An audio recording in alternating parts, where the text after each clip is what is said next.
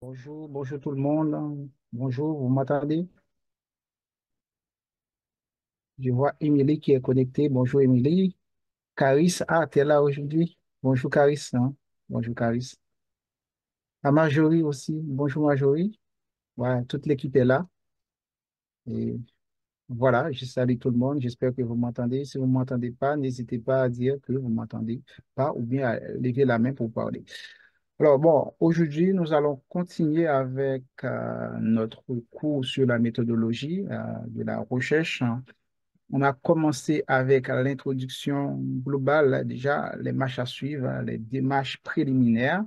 On va revenir sur certaines notions. Pour les personnes qui étaient absentes le 6 février, on va passer environ 30 minutes, comme je vous ai promis, 30 minutes sur le dernier cours pour vous rappeler des notions importantes, hein, des choses sur lesquelles il faut déjà se baser, hein, déjà pour avancer dans ce travail-là. Voilà. Bon, c'est bien toujours de. Vous n'entendez plus rien. D'accord. Attendez, vous m'entendez? J'espère qu'il a désactivé mon son. J'espère qu'ils n'ont pas désactivé mon son. Alors, vous n'entendez plus rien. Marjorie, vous m'entendez? Je vous entends très bien. Ah, ok, d'accord. Merci, merci. Ok, bon. Alors, je vais essayer de parler plus fort. Bon, ici en Europe, hein, nous sommes en pleine période de crise sanitaire. Crise sanitaire, il y a des maladies grippales, hein, qui se développent, hein. Bon, ma gorge n'est pas tout à fait normale, mais bon, je vais essayer de parler très très fort pour vous et vous allez m'entendre. Voilà, bon, avant de commencer, je salue mes collègues qui m'ont fait confiance, hein, pour cette deuxième séance, hein. J'espère que ça va continuer toujours moi, hein, déjà, pour animer. Apparemment, ils ont eu pas mal de retours, hein, des retours des amis qui se trouvent de l'autre côté de l'Atlantique, hein, parce que c'est important pour nous et pour tout le monde. Mais avant tout, bon, vous me connaissez déjà pour certains d'entre vous, pour d'autres personnes, hein. Ouais, mon nom qui s'affiche, hein, c'est Wilson Labossière. Wilson Labossière, et je suis haïtien, hein, je vis en France, hein. J'enseigne, hein, en France, hein. J'enseigne dans l'enseignement au niveau supérieur en France depuis 2011, hein. Voilà, ça fait un bon paquet en termes d'expérience, hein. Et je suis plutôt dans le domaine des sciences de gestion. C'est la gestion, ce qu'on appelle euh, communément des sciences humaines et sociales, hein. Et puis, j'enseigne également au niveau des technologies, d'adoption, l'usage des technologies et du côté business. Ok, bon, voilà, c'est mon nom, Wilson Laboussière, et je suis partout sur tous les réseaux que les gens utilisent pour communiquer, qui facilitent la communication interpersonnelle. J'utilise ces réseaux-là comme tout le monde. Ok, bon, je reviens déjà pour remercier mes collègues. On a Caris qui est l'organisateur de cette série de formations.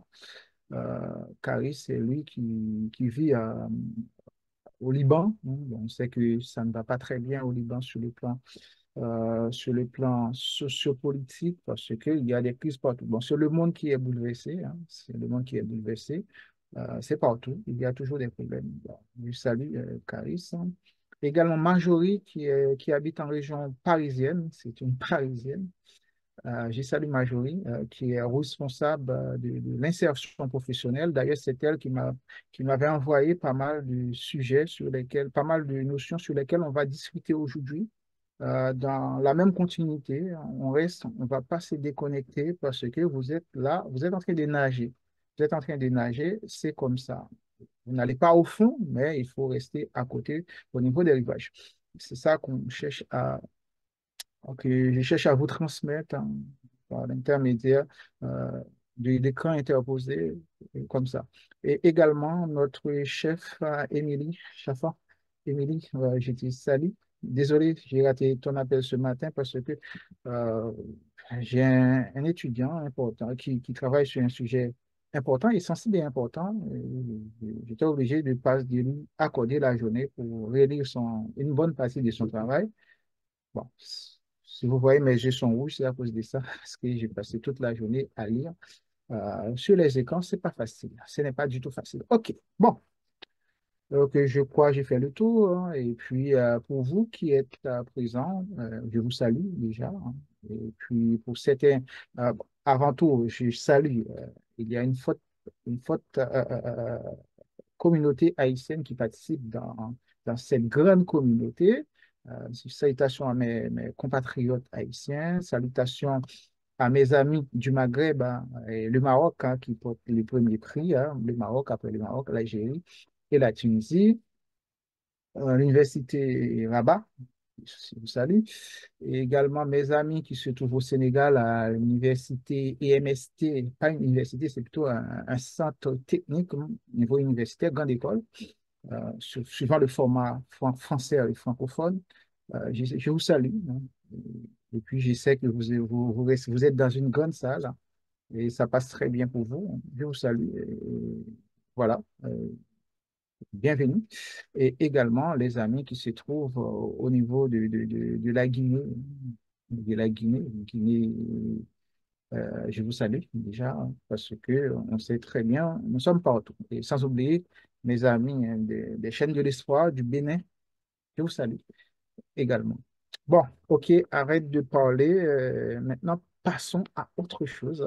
Je ne vais pas dire choses sérieuses, tout ce qu'on dit, c'est sérieux. Bon, bon, vous connaissez déjà cette affiche qui est partout, que je vous saoule parfois, vous qui êtes dans mes réseaux et vous qui êtes dans les réseaux maghrébins, soit Algérie, Maroc, Tunisie.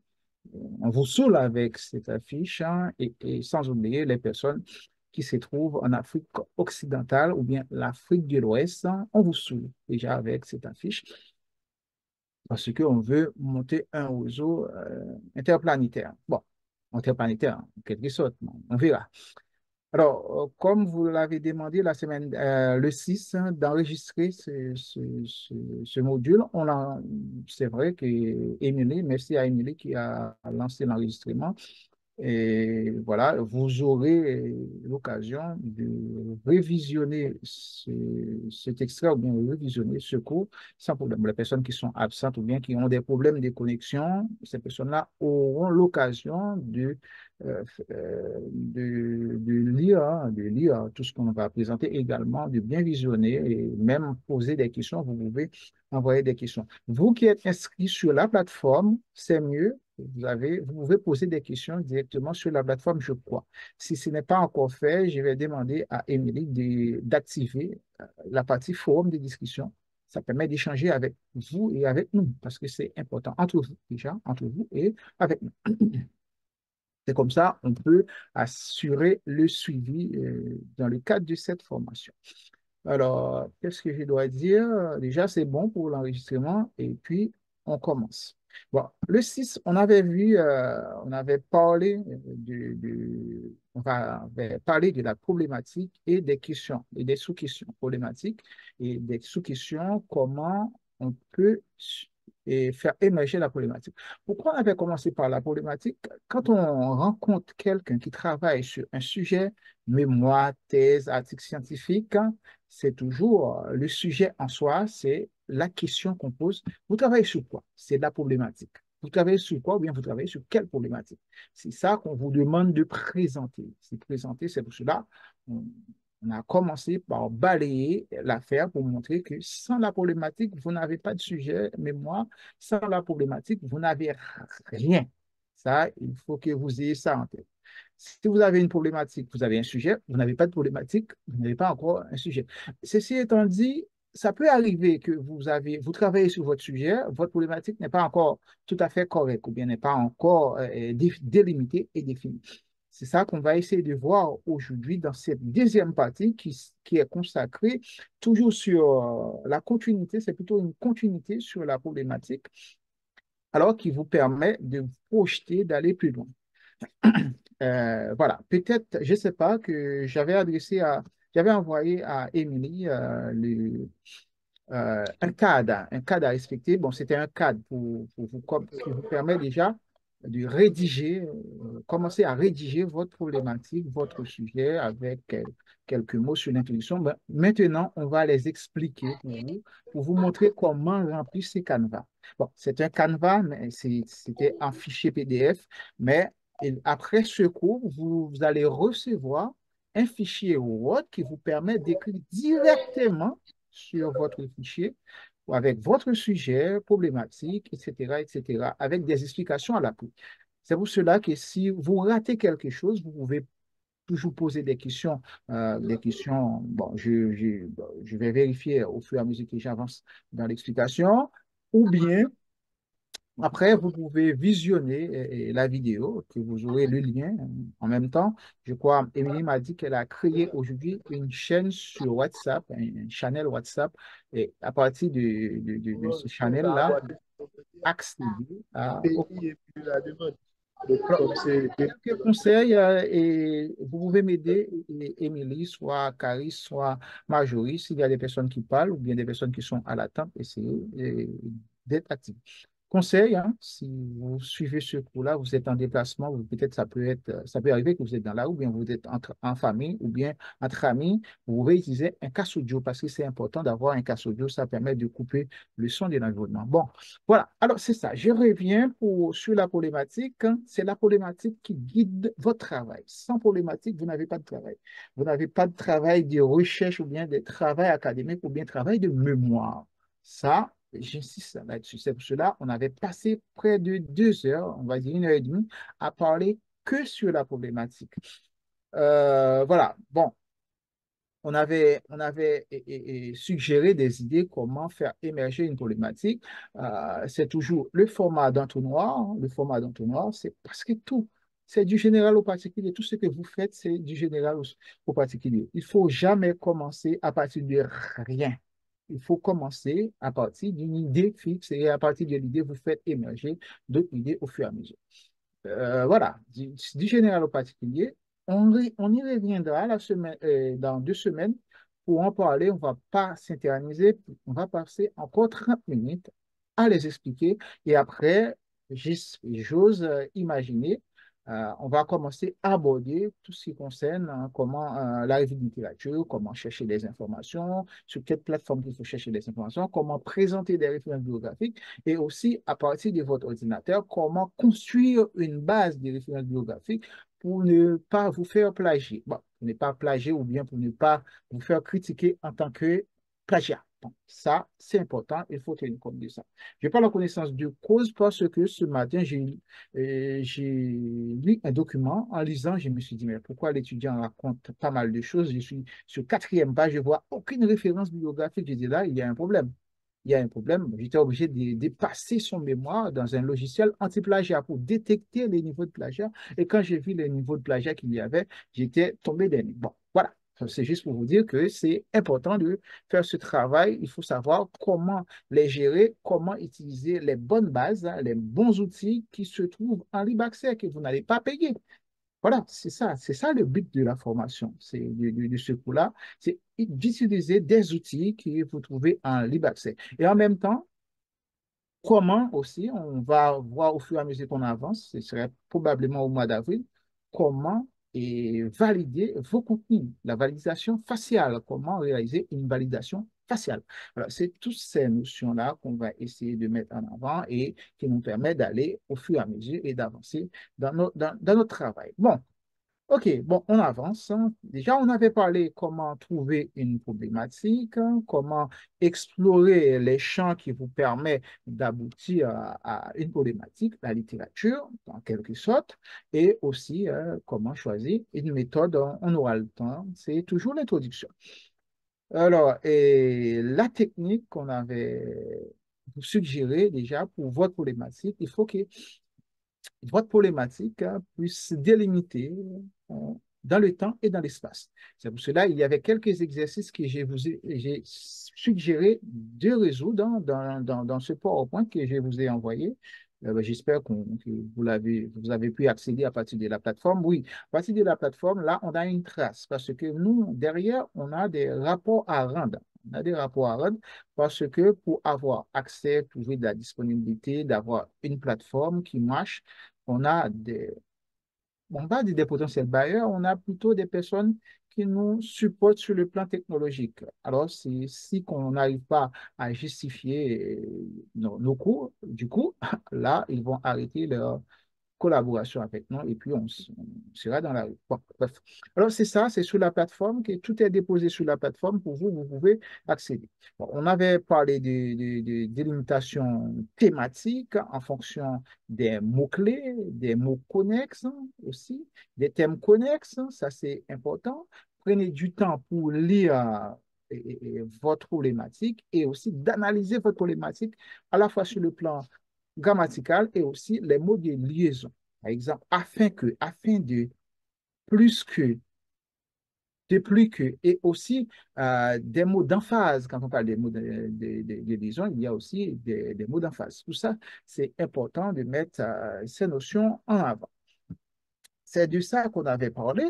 Et puis, la technique en étoile, bon, je préfère de parler technique en étoile et on va voir, les Français disent souvent technique des chapeaux chinois. Bon, chapeau chinois, imaginez, je suis dans une salle de classe, il y a des Chinois. Et comment les Chinois vont interpréter ça? Bon, je préfère dire technique en étoile. Technique en étoile, toutes les idées qui vous passent dans la tête, vous écrivez ça quelque part. Pareil pour votre sujet. Pareil pour votre sujet, pour trouver un sujet, toutes les idées qui vous passent dans la tête, vous notez et après, vous faites un tri quand vous avez un peu d'expérience. Si vous n'avez pas d'expérience, vous allez présenter auprès d'autres personnes que vous jugez plus ou moins compétentes, qui pourraient vous aider. C'est ça, c'est cette technique-là qui marche à merveille, hein. Et c'est ça que je demande souvent. Les étudiants sont souvent, comme tous les étudiants dans le monde, hein, quel que soit le pays, c'est pareil. Et quand on arrive, on dit aux étudiants, essayez de nous écrire quelque chose. Me préparer environ 12 problématiques ou bien 12 exemples de problématiques, 12 questions, et après on va les analyser. Et chaque question, je pose à l'étudiant une autre question pour savoir pourquoi vous avez formulé cette question-là. Qu'est-ce que vous aimeriez démontrer à la fin de ce travail? À quel résultat vous vous attendez? Bon, ça, ce sont des questions. On va voir ça ensemble tout à l'heure, mais je vous rappelle cette technique-là, technique en étoile. Là, on avait présenté grosso modo comment ça se présente. On a déjà le thème. Du thème découle un problème quelconque, un problème de domaine. Quand on dit un problème de domaine, si vous êtes en droit, c'est un problème juridique, hein. Si vous êtes en santé, un problème de santé, santé publique ou bien santé personnelle, tout ça. Ce problème en économie, peut-être un problème macroéconomique ou bien microéconomique, tout ça, c'est dans votre domaine, un problème dans votre domaine, mais dans votre secteur d'activité. C'est ça qu'on vous demande de présenter. Et puis, le sujet, et puis à partir du sujet, vous allez faire émerger votre problématique et à la fin, vous terminez toujours par des mots-clés. Je reviens pour vous préciser ça. Sans mots-clés, vous ne comprenez pas votre sujet. Vous ne comprenez pas votre problématique. Vous formulez votre problématique et déjà votre thème, sujet, problématique. Vous formulez votre problématique et à partir de ces trois grands axes, thème, sujet, problématique, là, vous allez faire émerger un certain nombre de mots-clés. Vous allez faire ressortir un certain nombre de mots-clés. Les mots-clés, parfois, il y a des mots synonymes. Bon, le concept que tout le monde parle maintenant, parfois, il parle du vrai ou bien du faux, ou bien de manière totalement décalée ou bien déconnectée de la réalité, c'est quand on parle de la technologie. La technologie, qu'est-ce que ça signifie? La technologie, l'Internet, déjà. L'Internet, technologie, parfois, on mélange tout. On mélange tout.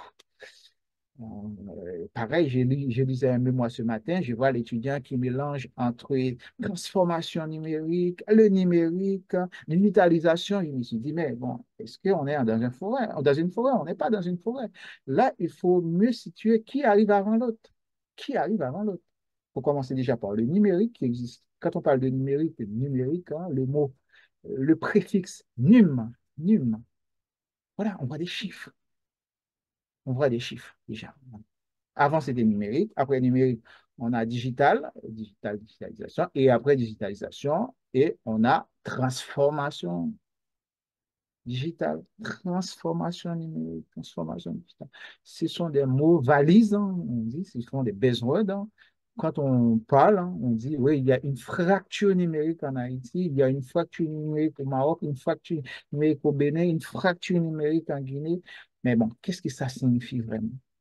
Quand on dit fracture numérique, ça veut dire que ces gens-là ne savent pas lire les chiffres. Bon, en gros, c'est quelque chose. Il faut en tenir compte. Voilà, ça, ce travail-là, vous faites ce travail et bon, je ne vais pas passer mon temps à tout lire, hein. Et après, hein, il y avait des sous-questions le plus souvent qu'on considère comme des questions support. Ces questions support, euh, quand on lit vraiment un mémoire classique à l'ancienne, on n'a pas de sous-questions, mais parfois on transforme ces sous-questions sous forme d'hypothèses. Hypothèses, hein, dépendamment de votre positionnement. Votre positionnement, soit vous considérez des hypothèses, ou bien vous faites des hypothèses, ou bien vous faites des sous-questions. Alors, c'est comme ça. Et si vous faites des sous-questions, vous avez sûrement un encadrant chez vous, ou bien dans votre pays. Essayez de discuter, essayez de l'expliquer. Essayez de l'expliquer ce que vous faites vraiment. Il ne faut pas aller en confrontation. Bon, ça, je n'ai pas encore parlé. Bon, on va prendre un peu de temps pour en parler, parce que ces personnes-là qui vous encadrent, votre avenir dépend de ces personnes-là. Votre soutenance dépend de ces personnes. Si votre soutenance dépend de ces personnes-là, vous ne pouvez pas aller en contradiction à leurs idées. Il faut chercher toujours un terrain d'entente, un point commun. C'est ça. C'est comme ça fonctionne. Si votre personne qui vous encadre vous dit attention, je n'aime pas cette approche. Il faut l'accepter. Il faut dire oui, d'accord, oui, vous n'aimez pas. Et qu'est-ce que je dois faire? Quelle approche que vous aimeriez que j'applique dans le cadre de ce travail? Voilà, c'est l'adaptation. Ça, on aura le temps d'en parler, mais c'est important.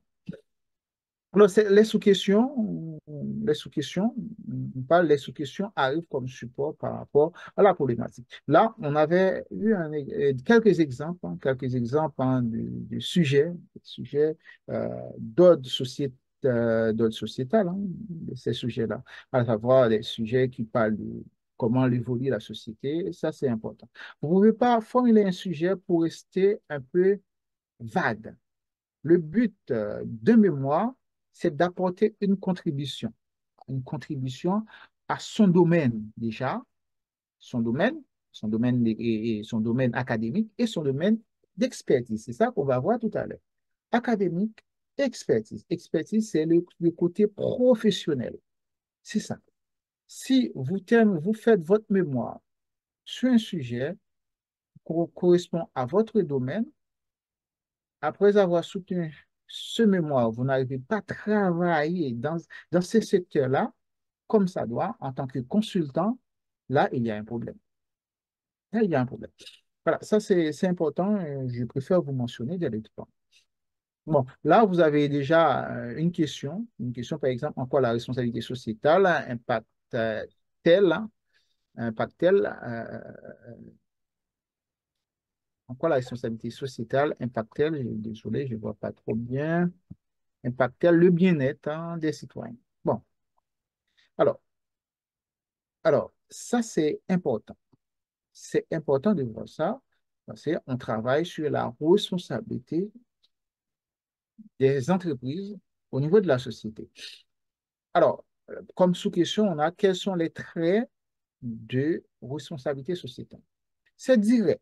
On a une question courte et fermée. C'est ça qui va guider votre revue de littérature. Peut-être on va avoir un premier chapitre, ou bien sous-chapitre, ou bien section, comme tout dépend de votre mode de numérotation, ou bien votre mode de notation, ou bien nommage des titres et des sous-titres. Alors, là, la première question, c'est quels sont les traits d'une responsabilité sociétale? C'est comme si on dit responsabilité sociétale, deux points, et ses contours. Ou bien responsabilité, les traits, vous commencez directement, les traits d'une responsabilité sociétale, et après, vous racontez des choses. Vous allez dans la revue littérature, vous allez dans la littérature, vous allez trouver des auteurs qui en parlent. Vous allez rédiger pas mal de choses parce que ça, c'est important. Alors, OK, bon, j'ai Émilie qui m'envoie un message pour me dire il faut que j'avance. OK, désolé, parce que ça fait presque 30 minutes. OK, c'est vrai. Oui, alors là, on a d'autres questions aussi qui arrivent hein, en support. Bon, je ne vais pas rester et il faut qu'on avance selon la chef. Bon, cet exercice-là, je vous ai mis cet exercice. Essayez de le faire chez vous hein, en fonction de votre sujet ou bien votre thème ou bien votre domaine hein, d'expertise ou bien domaine de formation. Essayez de suivre ce modèle-là. Oui, il y a cette vidéo. Si vous n'avez pas le temps, essayez d'aller voir. Si vous n'avez pas pu le faire, essayez d'aller voir cette vidéo. Et puis, il y a une autre vidéo hein, que vous pouvez consulter. Et puis, bon, quoi d'autre? Hein? Bon, qu'est-ce qu'on avait parlé? Oui, c'était plus des questions. Des questions comment éviter les pièges. Des pièges pour, à la fois pour vous et à la fois pour les lecteurs. Sujet trollage. Quand on dit sujet trollage, c'est dans la formulation de votre sujet, on a une question qui est très, très, très, très large que vous cherchez à, à travailler. Quand c'est très, très large, vous allez passer votre temps à justifier, justifier, justifier, justifier. Au fur et à mesure que vous justifiez, vous arrivez à un moment où vous êtes fatigué et puis peut-être vous êtes hors du sujet. Ça, il faut tenir compte de ça. Et deuxième chose également, les sujets où la réponse est évidente. Quand la réponse est évidente, ça n'a pas un intérêt académique. Ça peut avoir des intérêts professionnels, managériels, ou bien professionnels, ou bien des intérêts sociétaux, ou bien sociaux. Mais par contre, académiques, non. Parce qu'il faut satisfaire vos pairs. Parce que le jour de votre soutenance, vous aurez des personnes expérimentées et aussi des personnes aussi qui sont très égocentriques. Ça aussi, il faut penser à ça. Et l'astuce pour éviter ces genres de problèmes, toute personne que vous êtes au courant que ces personnes-là pourraient être intéressées ou bien pourraient faire partie de votre jury, il faut que vous rencontriez ces personnes-là, vous discutez avec ces personnes-là, vous présentez votre travail. Et ça vous aide énormément. Et puis, voilà, pour vous, vous perdez votre temps et puis ça vous demande, vous passez à autre chose et vous perdez énormément votre temps. Bon, autre chose, oui, c'était l'exercice qu'on vous a demandé de faire. Dommage, vous n'avez pas eu le formulaire qui vous permet de faire ce travail. Vous l'aurez après ce cours et que ça va vous aider. Bon, OK. Maintenant, passons au sujet du jour. Sujet du jour, de quoi on va parler? Alors là, attendez, non, il y a quoi là-dedans? Je ne vois rien. Attendez, les gars. Bon, je ne vois rien. Bon, pas grave, on va passer à autre chose. OK. De quoi on va parler? Bon, ça, c'est le cadre de travail à respecter. Comment construire un cadre de travail dès le départ? C'est une fiche. Parfois, on a une fiche résumée sur une page et en plus de cette fiche, et puis on a derrière les choses à ajouter. C'est ça qu'on va essayer de faire. Bon, on a 1h30 pour faire ce travail déjà. Merci, Émilie. On a 1h30 pour faire ce travail. On va le faire ensemble. Ne- Si vous avez des questions, prenez votre temps. Prenez votre temps, vous notez sur une feuille et puis vous notez les questions. Émilie, si tu peux m'aider, ce serait très intéressant. Et pareil pour Marjorie aussi, hein, si tu peux m'aider. Et Caris, je sais que tu es en même temps t'es au boulot, mais si tu peux m'aider, ce serait intéressant. Caris, merci. Alors, voilà, ça c'est sur une page. Sur une page, c'est que vous allez nous présenter sur une page. Vous allez présenter pour vous, c'est votre fiche, votre guide. Même si vous n'avez pas encore un professeur ou bien un tuteur ou bien quelqu'un qui travaille avec vous, vous aurez déjà votre page de garde. La page de garde, c'est ce qu'on appelle page de couverture. Ça, vous n'allez pas oublier, c'est page de couverture. Alors, page de garde, il va y avoir déjà, vous commencez par votre université ou bien votre faculté, votre école, etc. Bon, pour moi qui suis d'Haïti, et de l'Université d'État d'Haïti, on commence toujours par l'Université d'État d'Haïti et puis l'entité en question, moi, c'était Faculté d'agronomie et de médecine vétérinaire, et puis j'ajoute après le département ou la spécialité. Bon, c'était plutôt le département. Voilà, ça c'est comme ça. Vous faites ce travail déjà, ça vous aide déjà. Avec ça, vous pouvez discuter avec n'importe qui. Vous avez juste c'est une page réduite. Sur cette page-là, vous avez tout. Et puis, vous commencez par mémoire de fin d'études. Mémoire de fin d'études, le thème général. Il faut que vous écrivez votre thème. Votre thème. J'ai une étudiante qui m'avait envoyé le thème de son mémoire. C'était nutrition infantile. Nutrition infantile. Bon, ouais. Nutrition infantile, c'est thème général. Nutrition infantile. Ah bon, il y a une autre étudiante, hein, ça c'est plutôt du côté de Bénin, qui m'avait envoyé le thème de son mémoire, la malnutrition euh, chez les femmes enceintes. Malnutrition chez les femmes enceintes. Bon, j'ai dit non, ça ce n'est pas malnutrition chez les femmes, ce n'est pas le thème, parce qu'il y a un mélange entre le thème et le sujet. Peut-être le thème général serait malnutrition, et puis le sujet, c'est malnutrition, le problème de malnutrition chez les femmes enceintes. Voilà. Et puis on peut trouver d'autres synonymes, femmes enceintes, femmes allaitantes, voilà, tout, parce que tous les sujets sont sensibles. Les enfants de moins de 5 ans, les enfants de moins de 10 ans, déjà, ce sont des sujets, vous verrez ce que vous voulez. Et le sujet qui tient à cœur à notre ami Marjorie, c'est plutôt l'insertion professionnelle des jeunes. Voilà, l'insertion professionnelle des jeunes. Le marché, c'est le marché de l'insertion professionnelle des jeunes. Voilà, ça c'est important. C'est un sujet à la fois social et sociétal. Ça c'est important de voir ça. Et puis le problème identifié, il faut décrire le problème. Qu'est-ce que vous avez pu constater? Pourquoi vous voulez travailler sur ce thème-là? Quel problème que vous identifiez? Et du problème découle le sujet. Et puis, vous écrivez le titre de votre sujet, le titre ici. Bon, ça, c'est l'explication qui se trouve à droite. À gauche, c'est des choses que vous devez faire. Et à droite, c'est l'explication.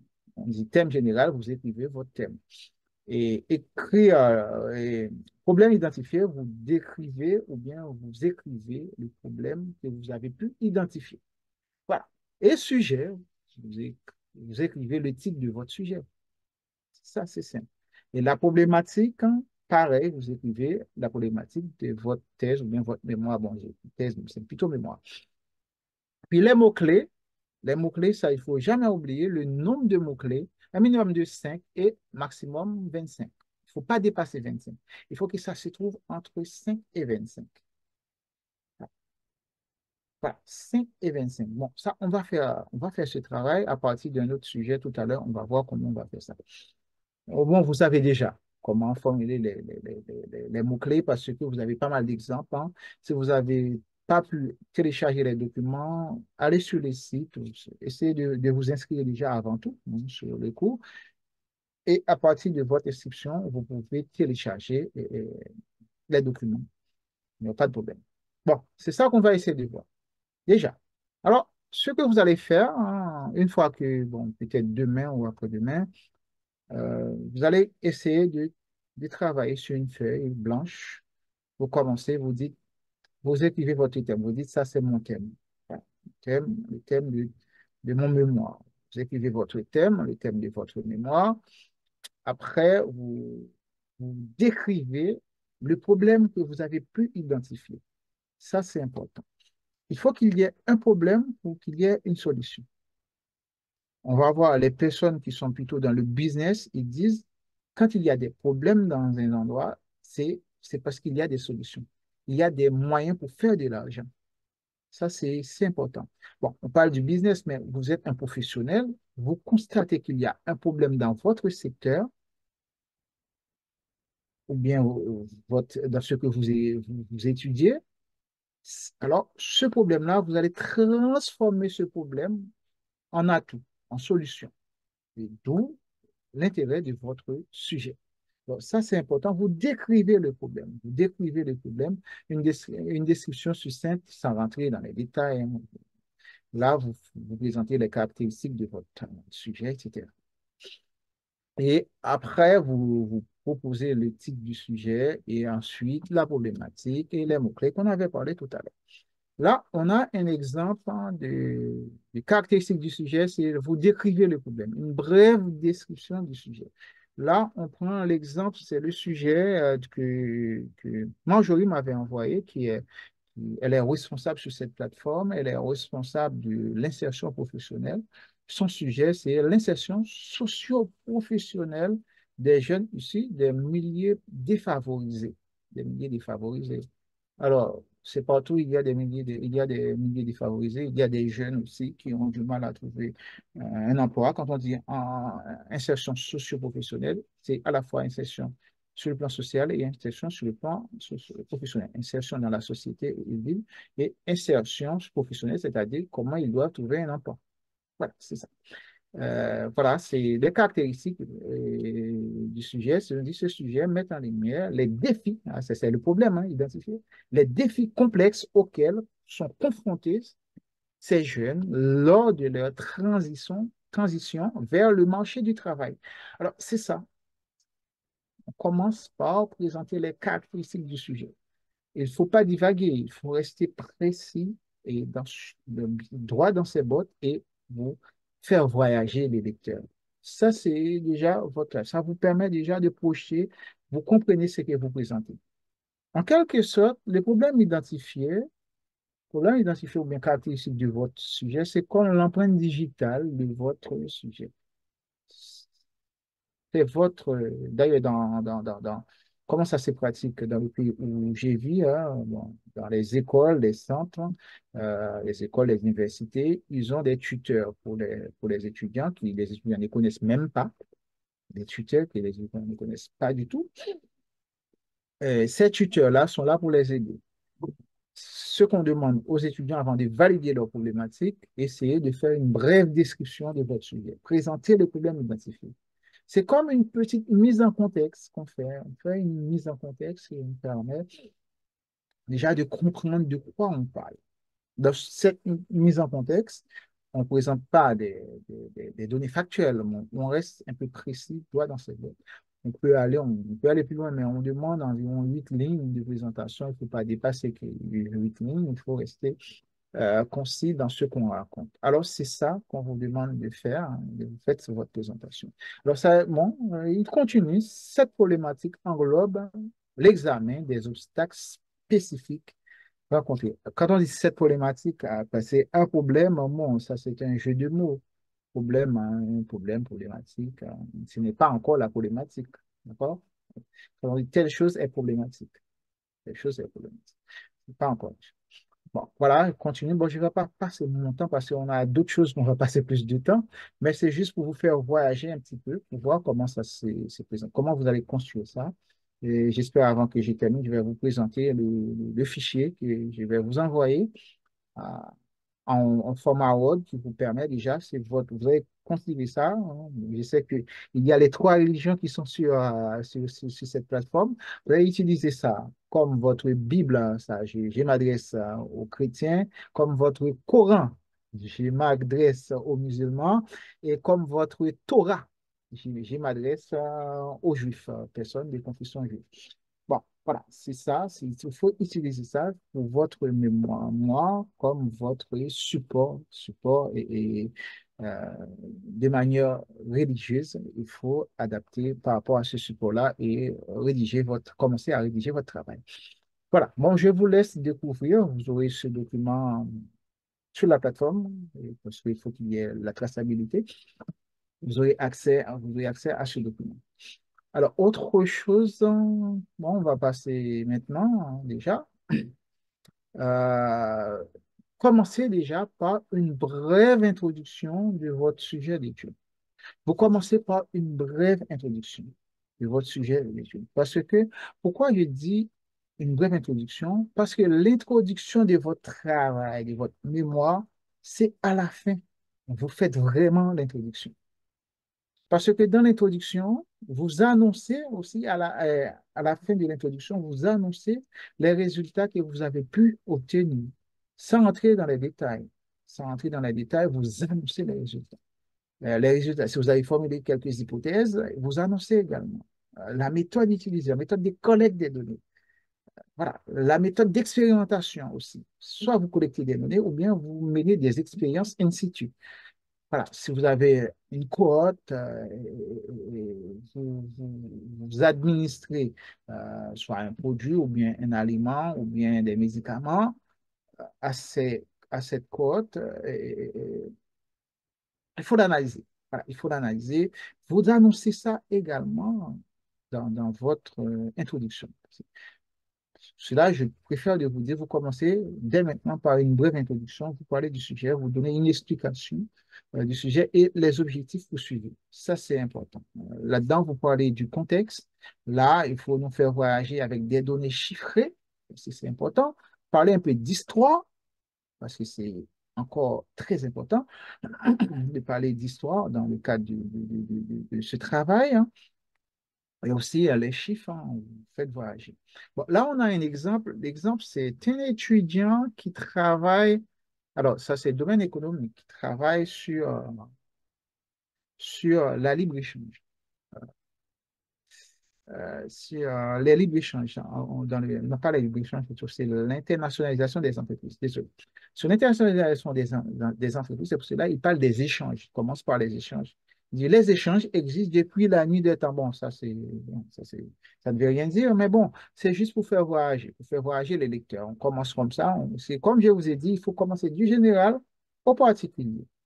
Alors, si vous basez en Guinée, votre mémoire se déroule dans, je ne sais pas, dans un canton de Guinée, dans un canton, une province, vous pouvez commencer par parler de l'Afrique. En général, vous parlez de l'Afrique. Vous pouvez même aller plus loin, vous parlez même de l'Amérique, si vous voulez, ou bien vous parlez de le monde. Si votre sujet touche au problème de l'humanité, si vous travaillez sur, je vais prendre l'exemple, hein, vous travaillez sur la crise sanitaire ou bien euh, la famine, vous travaillez sur la famine, bah, c'est un sujet sensible. Déjà, il faut voyager dans le monde, faire un peu d'histoire, hein. Parler, par exemple, de la famine qui a ravagé l'Irlande, hein, qui a ravagé l'Irlande, euh, et qui a provoqué pas mal de migration. Vous voyez? C'est ça. Si vous travaillez sur la migration, sur la diaspora, ou bien si vous travaillez sur la diaspora, vous pouvez parler de la migration, le problème de migration depuis quand ça existe. Déjà, les peuples qui migrent. Si vous travaillez sur le commerce international, pareil. Là, il faut parler des Vikings, par exemple, les Vikings qui étaient à la base du commerce international. Voilà, ok, bon.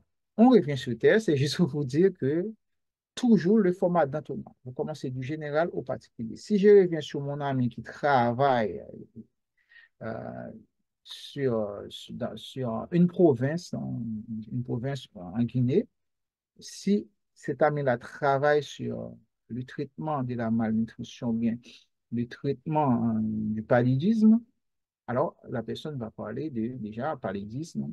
euh, Depuis quand on lutte on cherche à traiter le paludisme.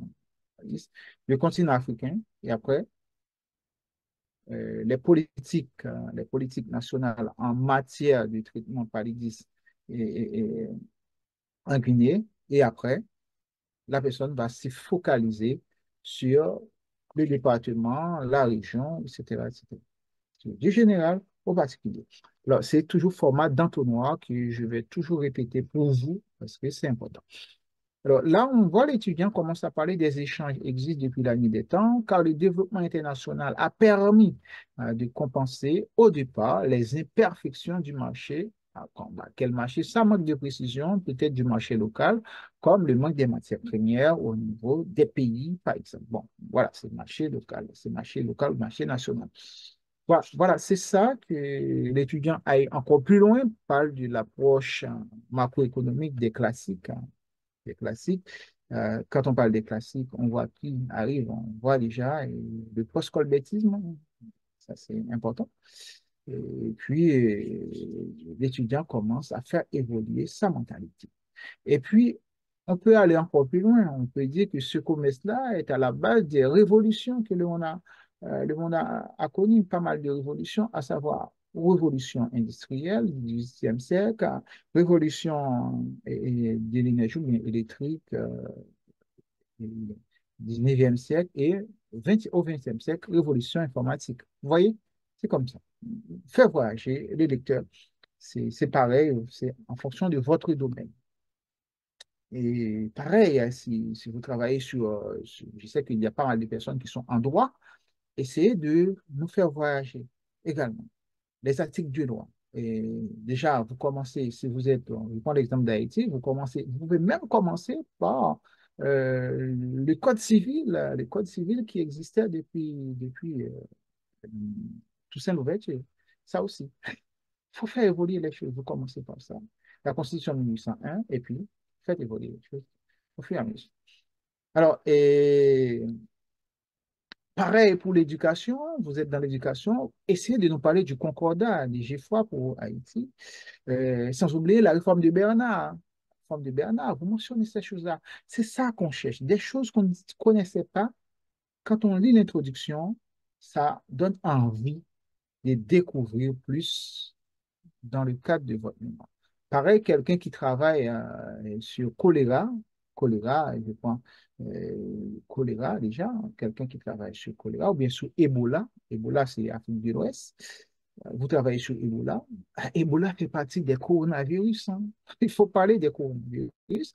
Et là, sans entrer dans les détails, vous parlez un petit peu la fièvre bubonique, hein, la peste, hein, la fièvre bubonique, hein, qui avait ravagé le monde. Vous revenez sur choléra, comment choléra avait ravagé la Grande-Bretagne, hein, ça aussi, l'Angleterre, la Grande-Bretagne, la peste qui avait ravagé l'Europe, hein, tout ça, vous parlez de ça, etc. Et après, vous pouvez vous focaliser sur choléra ou bien focaliser sur Ebola.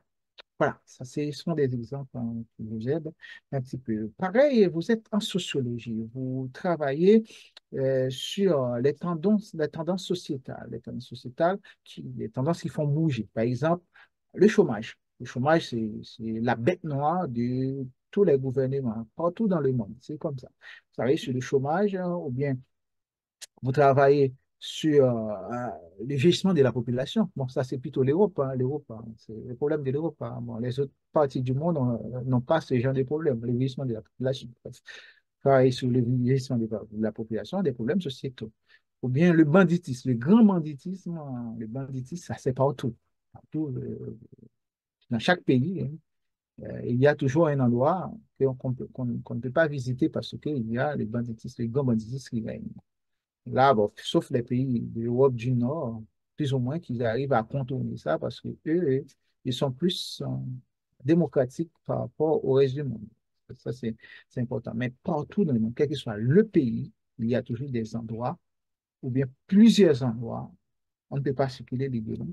Si vous voulez travailler sur ces genres de termes, c'est pareil, hein, mais déjà, essayez de voyager un peu dans le passé. Vous pouvez même donner l'exemple de la piraterie pendant la piraterie. Déjà, tout ce qu'on voit dans d'autres sociétés, il y a pas mal de traces de la piraterie qui restent toujours quelle que soit la société, surtout les sociétés occidentales. Bon, voilà, ce sont des exemples, hein. Et puis là encore, il a parlé de la République de Venise, hein, qui était très puissant déjà, et puis les Pays-Bas. Et bon, je pensais qu'il allait me parler également de la première crise, hein, la première crise économique hein, qui était arrivée en 1600 aux Pays-Bas. Bon, voilà, c'était juste un exemple. Bon, ça, c'est vrai, on a fait voyager, on avance hein, dans l'introduction, et puis bon, c'est bon. Sur une page, la moitié d'une page, je pense que c'est suffisant pour nous. Après, vous construisez votre problématique, et c'est là que vous commencez à vous poser des questions. La problématique, c'est qu'est-ce que je vais démontrer? La première question que vous posez par rapport à votre sujet, c'est qu'est-ce que je veux démontrer? Qu'est-ce que je vais démontrer? Vous vous questionnez personnellement, tout seul, dans votre coin, dans votre chambre, sous la douche, pendant que vous prenez votre douche, vous vous posez cette question. Qu'est-ce que je vais démontrer? Ok, j'aimerais travailler sur la réduction de la pauvreté dans, dans- en 2030. Hein. Donc, ça, c'est un sujet d'autres macroéconomiques. Réduction de la pauvreté en 2030. Hein. Sur quel facteur je vais agir? Qu'est-ce que je vais démontrer? Est-ce que c'est investir dans l'agriculture, plus d'investissement, plus de production? Est-ce que c'est d'investir dans la transformation? Ou bien est-ce que c'est d'investir dans le développement de la pêche? Est-ce que c'est investir dans la transformation alimentaire, etc., etc., ou bien dans la production de viande? Ou bien c'est d'investir, bon, déjà, c'est la tendance, déjà, je ne blague pas. Est-ce que c'est d'investir dans la production des insectes? Bon, voilà. Tout ça, c'est important. Ce sont ces choses-là qu'on cherche à mettre en avant. Voilà. Vous vous questionnez sur ça. Mais qu'est-ce que je vais démontrer et pourquoi? Pourquoi pas un autre chemin? Pourquoi ce chemin-là? Pourquoi pas un autre chemin? Ça, vous vous questionnez. C'est ça qui permet de mettre en lumière votre problématique. Bon, là, on a l'exemple, on revient sur l'exemple de tout à l'heure de notre chère Marjorie. C'est dans quelle mesure, c'était le sujet sur les jeunes, l'insertion des jeunes, socio-professionnels des jeunes dans les milieux défavorisés. La question, la problématique, c'est dans quelle mesure les jeunes issus des milieux défavorisés peuvent-ils surmonter des obstacles à leur insertion professionnelle? Et quels sont les facteurs déterminants qui influencent cette insertion? Voilà, là, on travaille. On va chercher voir comment on va aider les jeunes à sortir de leur marasme économique, hein, déjà, marasme socio-économique, et également sur quels facteurs on va agir. Sur quels facteurs? Quels sont les facteurs déterminants qui influencent cette insertion? Bon, là, on va entrer en détail les facteurs qui peuvent faciliter leur insertion. Déjà, il y a l'éducation, ça c'est important, il faut les éduquer. La formation, formation professionnelle, et aussi des aides, hein, aussi mettre à leur disposition des aides, des accompagnements personnalisés, des aides, des tuteurs, et aussi des séances de coaching, hein, de coaching, hein, comment les préparer pour passer un entretien, comment les aider à préparer et à réaliser un CV, une lettre de motivation, comment ils doivent mettre en avant leurs talents ou bien leurs compétences dans leur CV quand ils passent leurs entretiens, etc., etc. Voilà, c'est tout ça, il faut réfléchir à tout ça. Ça, c'est un exemple. C'est un exemple, hein, je prends cet exemple-là. J'espère que vous allez faire pareil, vous allez prendre cet exemple pour transposer cet exemple dans le cadre de votre mémoire, dans le cadre de votre sujet aussi. C'est ce travail-là qu'on vous demande de faire. OK. Ah, OK, bon, j'avance, c'est 54, il nous reste une heure, c'est vrai. Tu as raison, Émilie, on avance. OK, les sous-questions, j'ai failli oublier. Les sous-questions, on dit, qui débouchent le plus souvent sur des hypothèses de recherche. En quelque sorte, quels sont les résultats attendus de ce travail? Eh bien là, une fois qu'on arrive là, qu'est-ce que vous voyez? Vous voyez que vous comprenez c'est quoi un mémoire, c'est quoi une problématique de mémoire. Un mémoire, vous avez un sujet, du sujet, vous faites émerger une problématique, et de la problématique, hein, vous avez des résultats. À partir les réponses à cette problématique sont les résultats attendus. Les réponses sont les résultats attendus. On dit quels sont les résultats attendus. Voilà. C'est à partir de la réponse, ou bien des réponses aux résultats attendus, vous pouvez formuler vos sous-questions qui sont parfois considérées comme des hypothèses. Alors, on a quelques sous-questions qu'on a. Ouais, ouais, c'est toujours avec la problématique des jeunes, là. On a quelques sous-questions. Quels sont les défis spécifiques rencontrés par les jeunes issus des milieux défavorisés lors de leur transition vers le marché du travail? le marché du travail. Bon, c'est un euphémisme quand on dit le marché du travail. Bon, partout dans le monde, on parle du marché du travail, mais bon, est-ce que c'est vraiment un marché? Bon, est-ce qu'il y a, bon, c'est toujours, on sait que le marché, c'est la de l'offre et de la demande.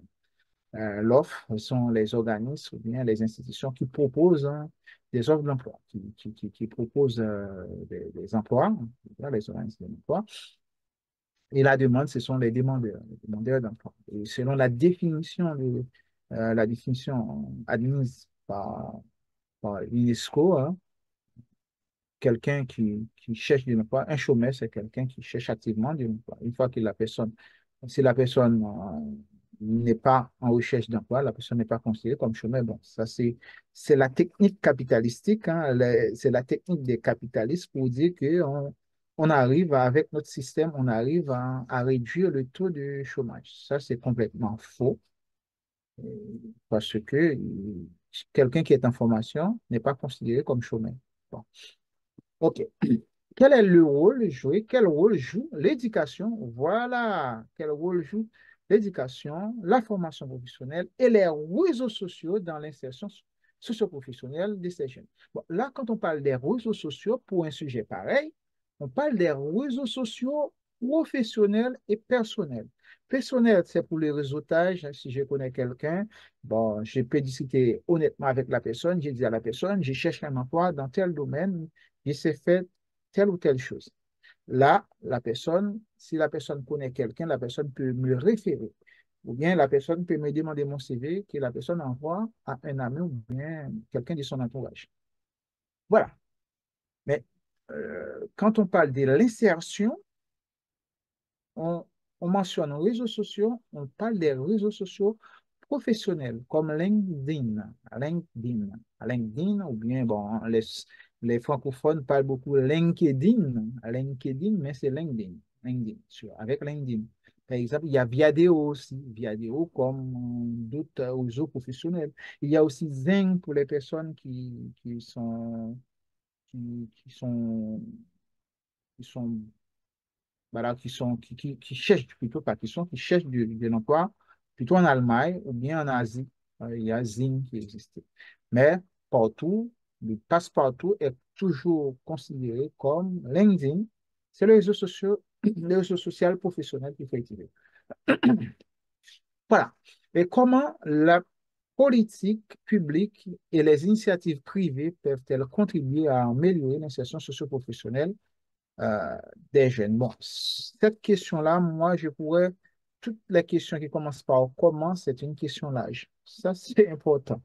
Ça, c'est une autre problématique déjà. Ça, c'est une autre problématique. Mais quelles sont les expériences? Ça, c'est important. Quelles sont? Voilà, je reviens pour vous. Quand on dit pour formuler une bonne problématique, si vous formulez par quelles sont, ça, ce sont des questions fermées. Les réponses sont d'ordre numérique, d'ordre arithmétique, et ces questions sont considérées comme des sous-questions. Mais une question qui commence par comment, en quoi, etc., en comment, en quoi, et puis vous commencez directement par une phrase quelconque sans ces interjections, et après vous terminez par une emphase. Là, c'est une question d'ordre général. Il ne faut pas oublier que la problématique est d'ordre général. Il faut que la question ne soit pas fermée. Voilà. Et aussi, dans la problématique, le conditionnel est toujours en sous-entendu. Ça aussi, on sous-entend toujours le conditionnel dans la problématique. Ça, voilà, je pense que je termine avec ça. Maintenant, passons déjà, on n'a pas encore parlé, déjà l'objectif. Ça, il faut jamais oublier ça, la partie objectif. C'est toujours dans ces grandes entrées, vous parlez de l'objectif de votre travail. Bon, là, on a un exemple de mémoire, je ne me rappelle plus c'était quelle mémoire, avec quel étudiant. Alors, on dit, ah, OK, la problématique de ce mémoire répond à un sujet d'actualité qui implique certains enjeux sociétaux.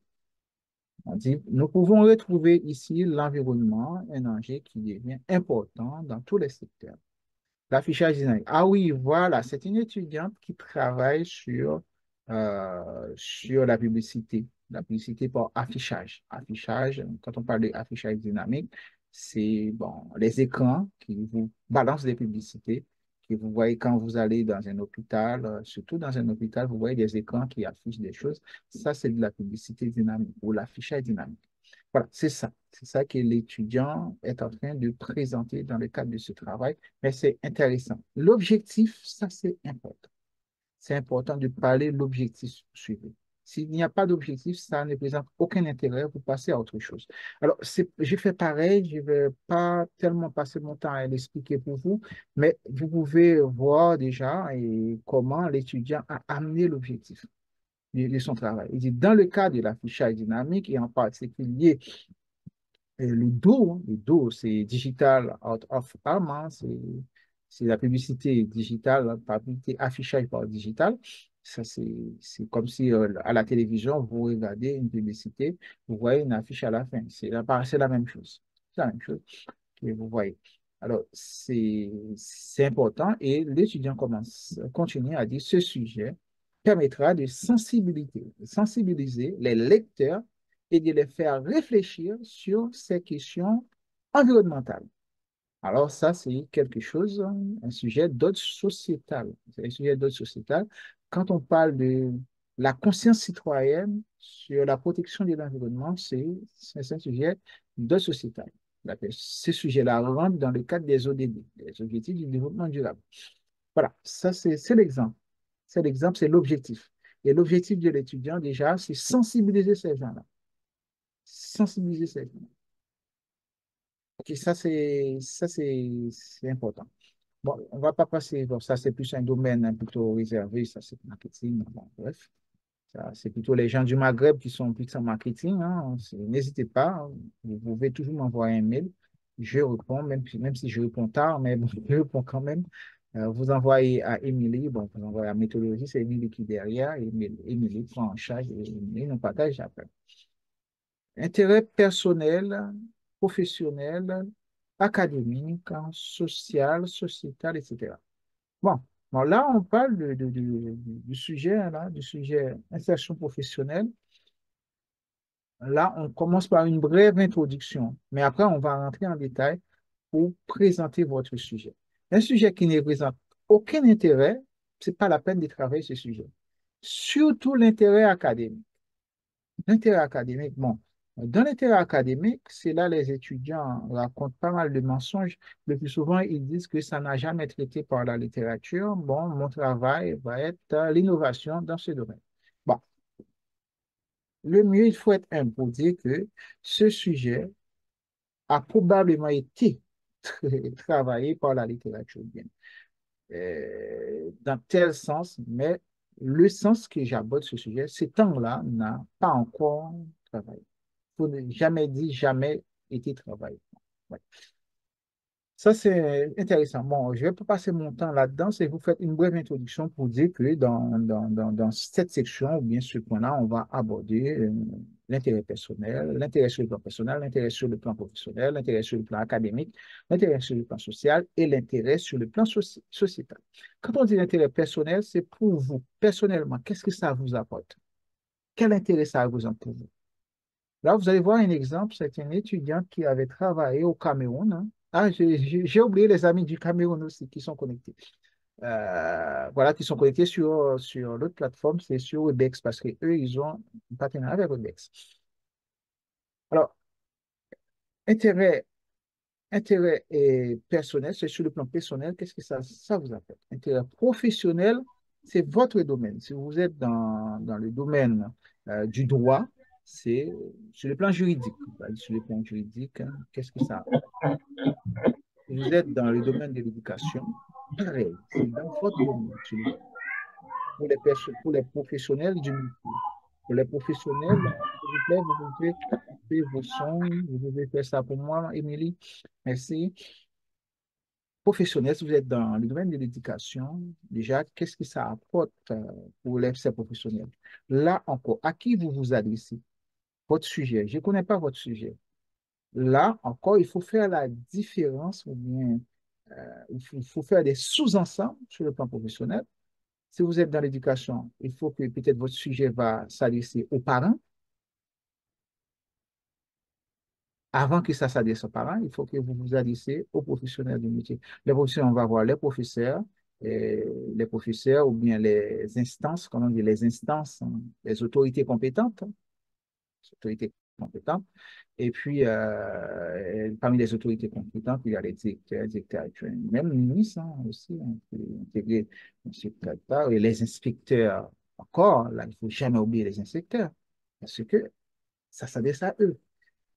Pour chaque catégorie socio-professionnelle que vous identifiez sur le plan professionnel, il faut que le discours soit différent. Ce n'est pas le même discours. Un inspecteur, qu'est-ce que ça va faciliter les inspecteurs? Qu'est-ce que ça va permettre aux inspecteurs? Comment ça va améliorer le travail des inspecteurs? Les professeurs, comment ça va améliorer le travail des professeurs? Les directeurs, ou bien, je ne sais pas, comment ça va faciliter leurs tâches? C'est comme ça, il faut réfléchir. Vous vous mettez à la place du directeur. Si vous ne connaissez pas, vous les appelez, vous cherchez de vous rapprocher de ces personnes-là, vous dites, demandez quel problème que vous rencontrez. Bon, ça, vous allez voir ça. Et puis, ça, c'est déjà une idée déjà pour vos entretiens. Bon, je prends l'exemple pour un sujet qui est d'ordre agronomique, hein. Si c'est pour les agronomes, on dit professionnel, c'est qui? Là, quand je vois les mémoires, je prends les mémoires. Bon, c'est un pays et je lis les mémoires.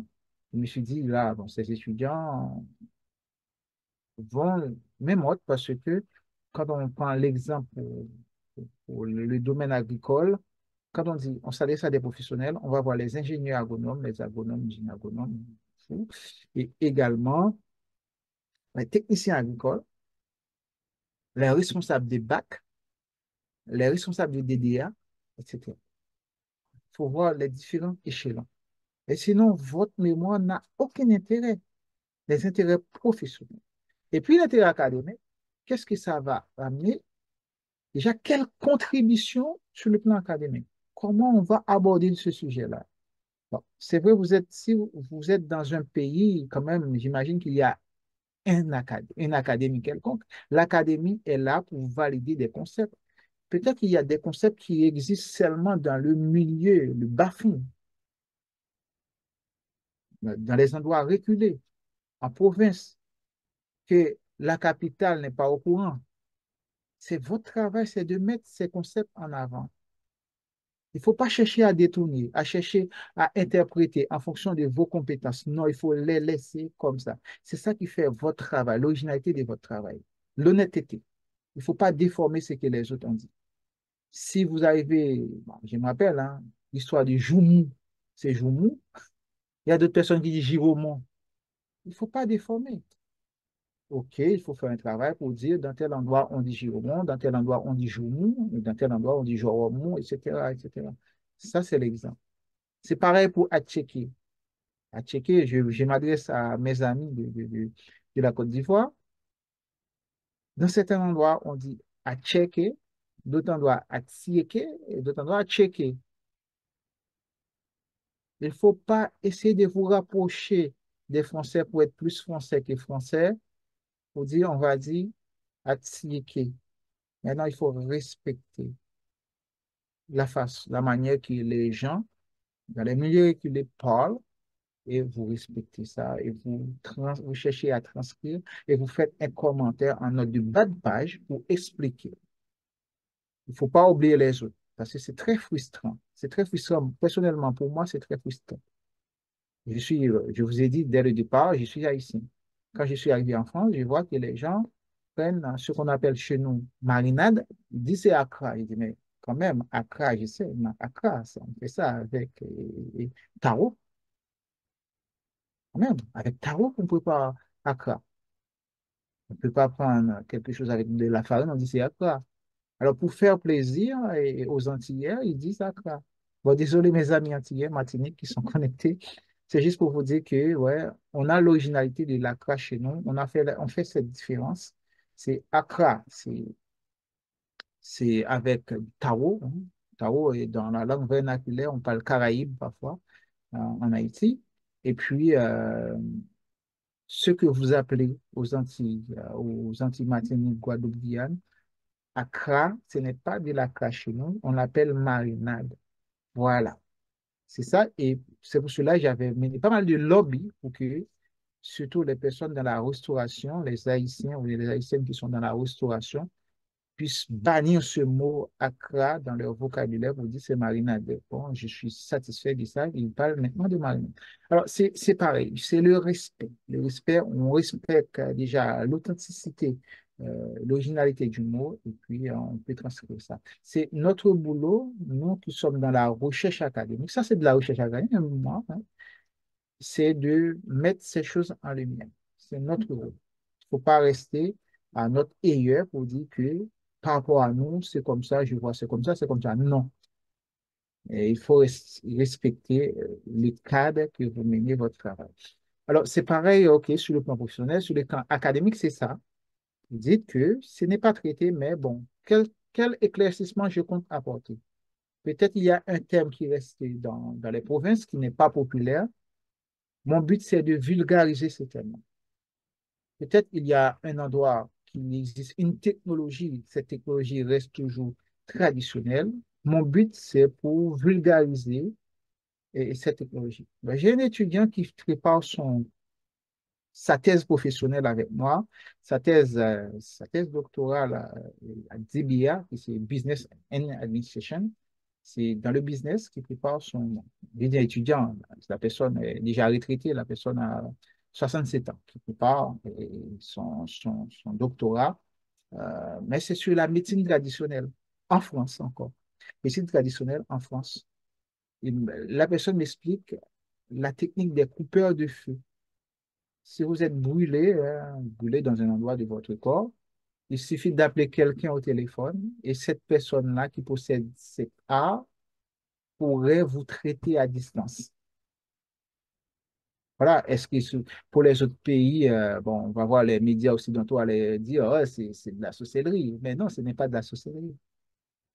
C'est pas de la sorcellerie. Si c'était pour un autre pays, ils allaient dire c'est de la sorcellerie. Mais pour eux, c'est de l'art. Bon, voilà. Sans polémique, c'est juste pour vous dire que ça existe et j'étais étonné d'entendre ça. Et puis, on appelle ça médecine douce. Elle n'est pas traitée par la médecine traditionnelle, pas la médecine traditionnelle, par la médecine conventionnelle. Voilà, ça c'est important.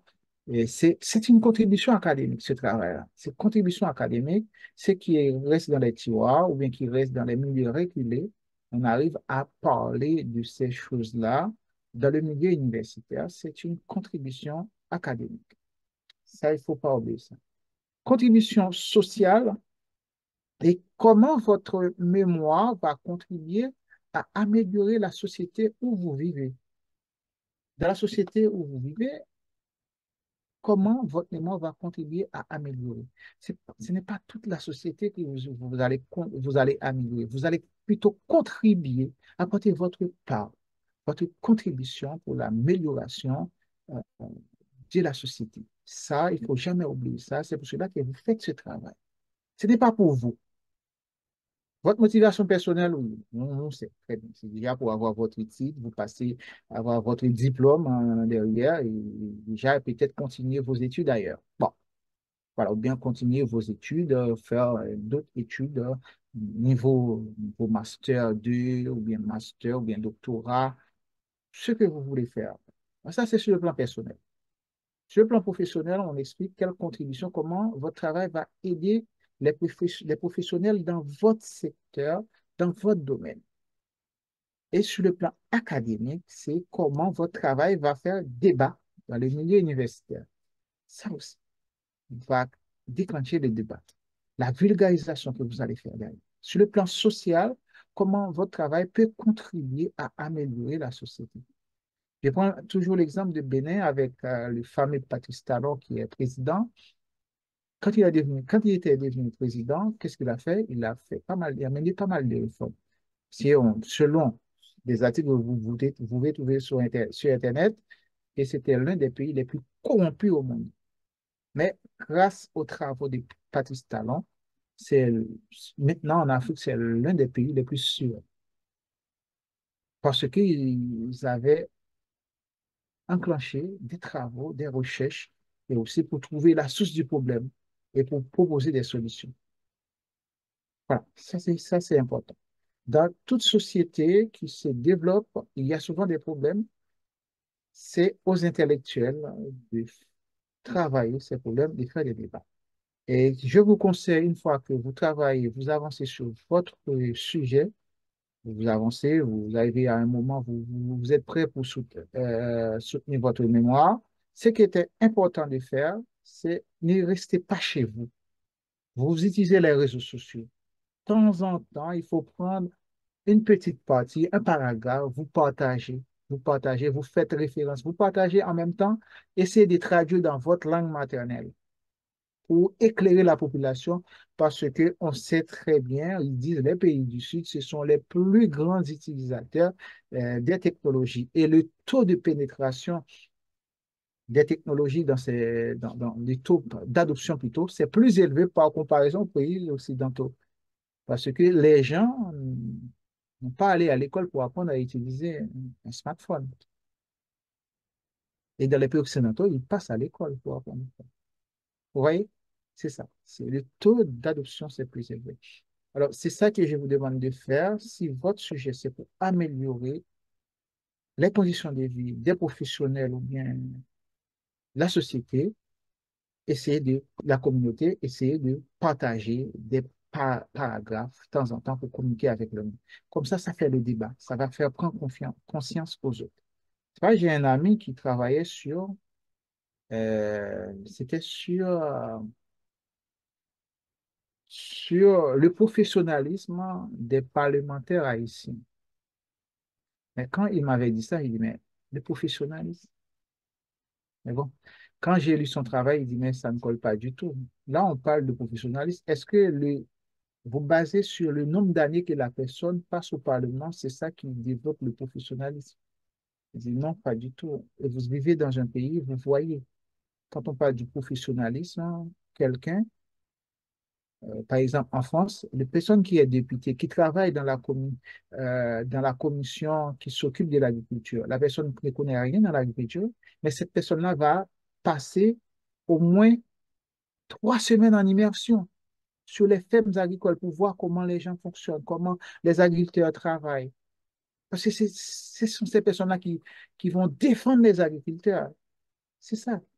C'est pareil, on voit quelqu'un qui parle surtout qui s'occupe le sort des travailleurs qui travaillent dans les égouts, qui nettoient la rue. Ces personnes-là sont vêtues de vêtements de personnes qui nettoient la rue. Ils tournent, ils contournent les rues avec ces personnes-là pour voir comment ces personnes-là font. Et ces personnes-là mettent leurs mains dans les déchets aussi pour apprendre à faire. Comme ça, ils savent, quand ils vont défendre ces gens, ils savent quoi dire. Alors, c'est pareil, c'est votre travail, c'est ça. Vous êtes intellectuel, vous vivez dans une communauté ou dans une société, il y a des problèmes. Et votre travail, si ce n'est pas votre mémoire, il faut que ça ne reste pas seulement dans le milieu académique, il faut que vous faites de la vulgarisation. La vulgarisation commence déjà à partir des réseaux sociaux, vous partagez ces informations, c'est important.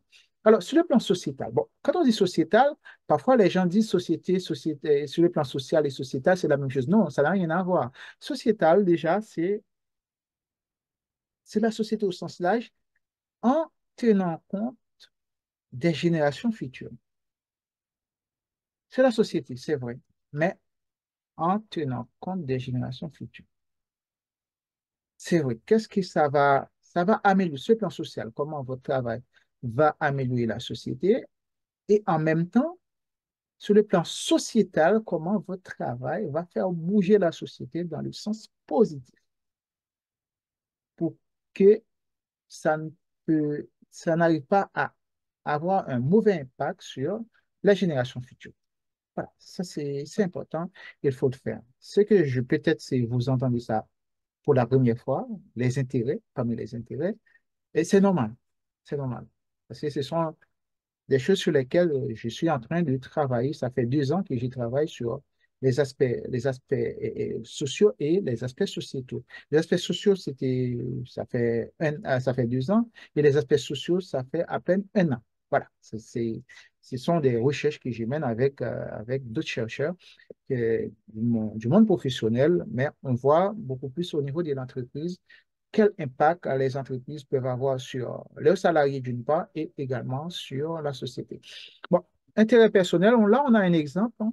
On a un exemple, bon, ça c'est un étudiant qui a travaillé dans le marketing, il a dit, sur le plan personnel, passionné par le marketing, le conseil en stratégie et la finance, voilà.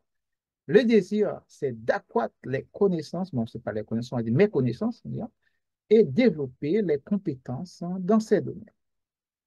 Et après, le choix de ce sujet de mémoire se justifie par ailleurs par le désir de faire carrière dans le conseil en stratégie. Ça, c'est une affirmation professionnelle, on cherche à accomplir. Ça, c'est sur le plan Quand on dit sur le plan personnel, il ne faut pas raconter n'importe quoi. Il faut faire le lien entre votre métier, votre secteur et votre sujet. Et voilà, en exerçant le métier des consultants en stratégie auprès des entreprises, banques, etc., ou organisations en apportant, dans une certaine mesure, des orientations stratégiques et à ces dernières dans des situations complexes. Alors, pour cette étudiante, euh, si cette étudiante postule pour un poste qui correspond à ce qu'elle a raconté là, avant d'aller passer son entretien, l'étudiante va seulement copier cette petite partie et puis, bon, voilà, et à la fin de son entretien, on balance ça et puis, bon, on met le jury dans sa poche. Voilà, ça, c'est important. Ça, c'est important. Voilà, sur le plan personnel. Maintenant, on va voir sur le plan professionnel, que c'est ça que je vous ai raconté. Ça, c'est, je crois, que c'est le même étudiant ou la même étudiante, hein. Et sur le plan professionnel, ce travail vise à aider les managers et les responsables marketing, commerciaux, gestionnaires de portefeuille en B2B, hein, B2B, c'est ça? C'est ça, B2B, B2C, etc. B2B, business to business, business to consumer. Bon, pour les personnes qui ne sont pas dans les sciences de gestion, quand on dit B2B, on parle de business entre deux entreprises. B2C, c'est business entre entreprises et les consommateurs ou bien entreprises et les clients. Voilà. Au sein des banques françaises, en l'occurrence, c'est Société Générale, BNP Paribas, d'une part, à mieux s'implanter sur le marché africain. Bon, voilà, sur le plan professionnel, comment son travail va aider les professionnels. Ça, c'est important. Vous allez imiter ce modèle et puis vous faites votre travail. Je pense que ça va passer très, très bien pour vous. Et ce travail, pour les personnes qui viennent de se connecter, je vous rappelle qu'on enregistre ce live et vous aurez accès, vous allez recevoir par mail hein, le lien pour vous accéder à la vidéo, hein. Et également, hein, le document va être sur la plateforme. Si vous êtes déjà inscrit, vous avez pu accéder. Et si vous n'êtes pas encore inscrit, il faut le faire. OK. Ce travail vise d'autre part à proposer une stratégie de positionnement efficace des banques françaises citées plus haut. Alors, ça aussi, ça c'est une autre technique déjà. Dans un même paragraphe, pour ne pas répéter, parce que quand on voit il y a trop de répétitions, on a tendance à sacrifier les étudiants. Il y a trop de répétitions. Quand il y a trop de répétitions, on a tendance à pénaliser les étudiants. Qu'est-ce qu'on fait? Vous voyez l'étudiant, hein, qu'est-ce que l'étudiant a dit? C'est-à-dire que positionnement efficace aux banques françaises citées plus haut. Ça veut dire plus haut, ça veut dire SG, BNP Paribas. Au lieu de répéter à nouveau Société Générale, BNP Paribas dans un même paragraphe, c'est ça qui donne un peu de la qualité par rapport à la présentation du contenu de votre travail. Alors ça, c'est important. Il faut mentionner ça. Voilà. En gros, c'est ça. Vous voyez, intérêt professionnel, vous dites quelle contribution que votre travail apporte pour les professionnels du secteur concerné. Si c'est dans votre secteur, votre domaine, c'est dans votre domaine. Ça, il ne faut pas inventer là-haut. Ça, c'est comme ça marche. Bon, je vois des personnes qui se connectent, reconnectent. Je sais très bien la connexion, surtout pour mes amis qui sont en Haïti, la connexion passe très, très mal. Ne vous inquiétez pas, vous aurez accès pour accéder à la vidéo après. OK. Voilà, ça c'est le plan professionnel. Et sur le plan académique, hein, déjà, sur le plan académique, bon, je prends l'exemple du sujet qu'on avait travaillé, c'est toujours l'insertion. Merci encore à notre chère Marjorie. Insertion professionnelle des jeunes, ici, des milieux défavorisés. Sur le plan académique, qu'est-ce que ça va apporter? Bon, le sujet de l'insertion professionnelle des jeunes, ici des milieux défavorisés, représente un domaine de recherche d'intérêt académique hein, considérable en permettant une exploration interdisciplinaire entre la sociologie et l'économie. Bon, entre la sociologie, on a parlé des jeunes, hein, le poids de la société sur les jeunes, et l'économie, quand on parle du chômage, hein, chômage, hein, déjà, c'est l'économie.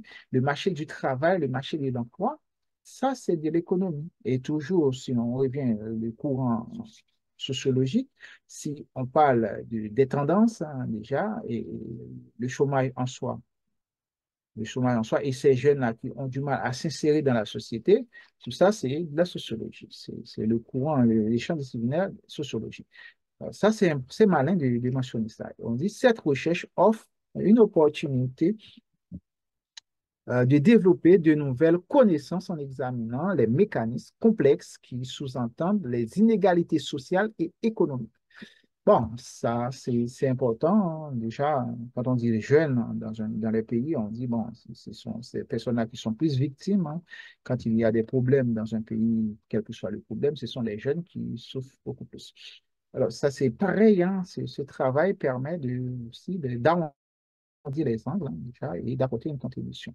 Une contribution dans deux champs, c'est le champ économique et le champ social. Alors, bon, ça aussi, bon, on va avoir le lieu d'habitation. Quand on parle des milieux défavorisés, on va voir dans quel endroit ces gens habitent, hein. Et puis, tout ça, c'est important, ou a un impact sur la vie de ces personnes-là. Et puis, déjà, pour terminer, on dit permet de tester empiriquement. Bon, c'est un mot technique. Empirique, quand on dit empirique, c'est on va mener des études sur le terrain. C'est ça. Empirique, c'est terrain empiriquement des hypothèses et des modèles théoriques.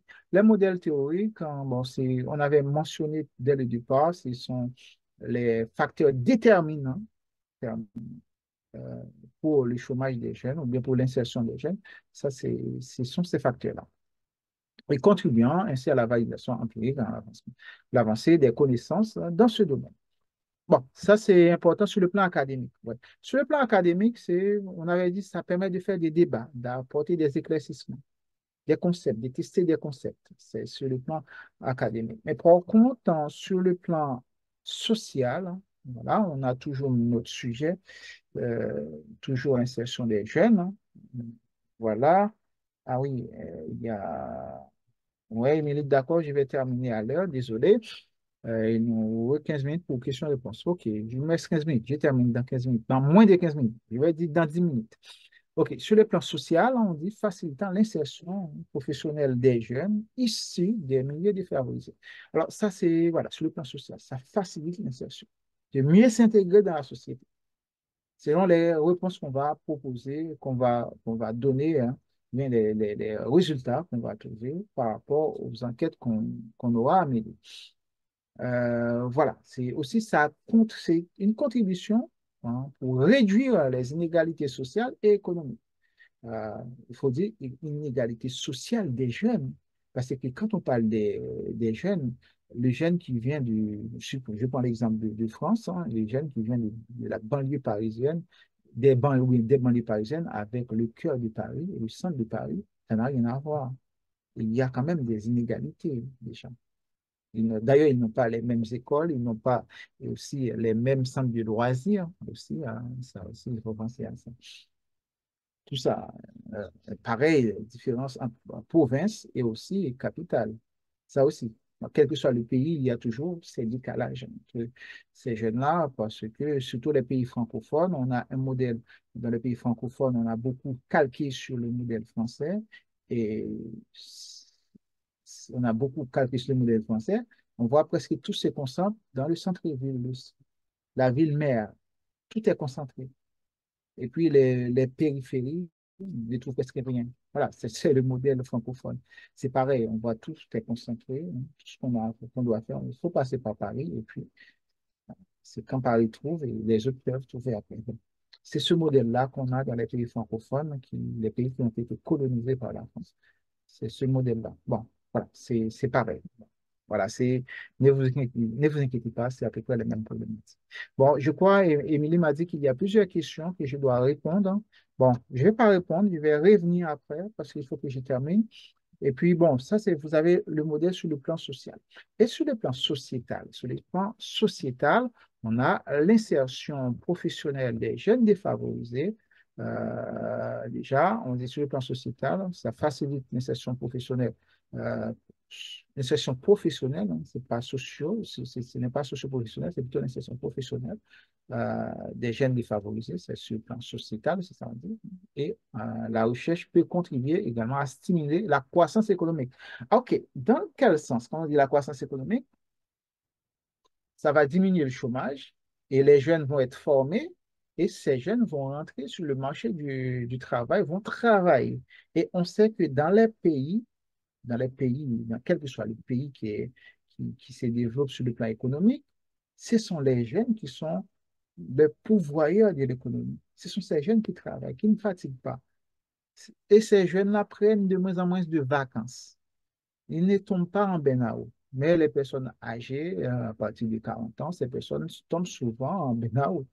Ils n'ont pas la même force physique pour travailler. C'est plutôt les jeunes. C'est pour cela on voit quand l'OCDE établit ses courbes de projection, se base toujours sur les jeunes. Pour dire, tel pays possède une population jeune, ça veut dire que des personnes qui sont aptes à travailler, qui sont prêtes à travailler. Et vous voyez ça, les pays occidentaux qui facilitent l'immigration, c'est plutôt l'immigration des jeunes. Ils ne vont pas prendre des personnes âgées. Voilà, c'est plutôt des jeunes parce que ces personnes-là vont travailler, vont booster l'économie, ils sont là pour booster l'économie. Alors ça, c'est dans ce sens-là. Bon, OK, vous voyez cet exemple. Vous avez fait pareil dans le cas de votre mémoire définitive. C'est toujours, s'il y a intérêt, il y a toujours motivation. C'est intérêt et motivation. Quand on voit un mémoire simple, on voit intérêt seulement, on voit quatre lignes et motivation quatre lignes. Mais non, ça ne passe pas comme ça. Il faut décortiquer intérêt en des intérêts personnel, professionnel, académique, social et sociétal. Du coup, on a cinq intérêts, comme les cinq doigts de la main. Bon, ça, vous allez faire ça, vous allez le corriger, c'est important pour vous. Voilà, et puis seulement vous pouvez être fier pour dire que ce que vous apprenez avec nous, c'est peut-être deux ou trois, je crois, deux autres institutions dans le monde qui apprennent ça déjà. C'est deux autres institutions. Il y a une qui j'interviens et une autre, c'est l'autre collègue, c'est Caris qui intervient aussi dans cette institution. On a seulement deux institutions dans le monde. Et puis vous, on va dire Baraka School, hein, ça fait trois. C'est sûr pour savoir qu'il y a cinq intérêts. OK, motivation, déjà. Hein. Bon, on prend l'exemple notre étudiante en conseil stratégie, là, et la passion pour le marketing et le conseil stratégie nous a conduit à intéresser le secteur bancaire, etc. Hein. Voilà, c'est ça qui motive. Alors, si vous n'êtes pas motivé, voilà, c'est pas la peine. Motivé, vous êtes passionné par quelque chose. Vous êtes habité par quelque chose. C'est ça. C'est dans votre travail. C'est un travail passionnant. Quand vous faites votre mémoire, vous passez tout votre temps à parler de votre mémoire. Je vous ai dit ça dès le premier jour. Ça, c'est important. Il faut être passionné. C'est ça qui vous motive. Si vous n'êtes pas motivé, vous allez laisser tomber. Voilà. Alors, c'est important, c'est contribuer à l'évolution de la recherche. Bon, ça, c'est un peu caricatural. Bon, c'est pas de la recherche, c'est plutôt euh, à l'évolution du concept sur le plan académique. Ça, c'est important déjà. Et à l'approfondissement de nos recherches sur ce sujet qui nous passionne. Bon, alors, voilà, c'est ça. Et puis, à l'accomplissement d'un projet professionnel axé notamment sur le volet stratégique. Donc, vous voyez, sur le volet juridique, sur le volet éducatif, hein, sur le volet de santé, etc., etc. Bon, OK. Bon, la chef n'arrête pas de m'envoyer des messages, il faut que je termine. OK. Bon, dernière chose. après je vous libère. Bon, je vais répondre à vos questions avant tout. C'est le périmètre de l'étude. Ça aussi, il faut délimiter votre étude. Parce que si vous ne délimitez pas votre étude, hein, ça va être tout et n'importe quoi. On avait bien mentionné dès le départ, la problématique, c'est quelque chose qui est délimité dans le temps et l'espace. C'est vrai.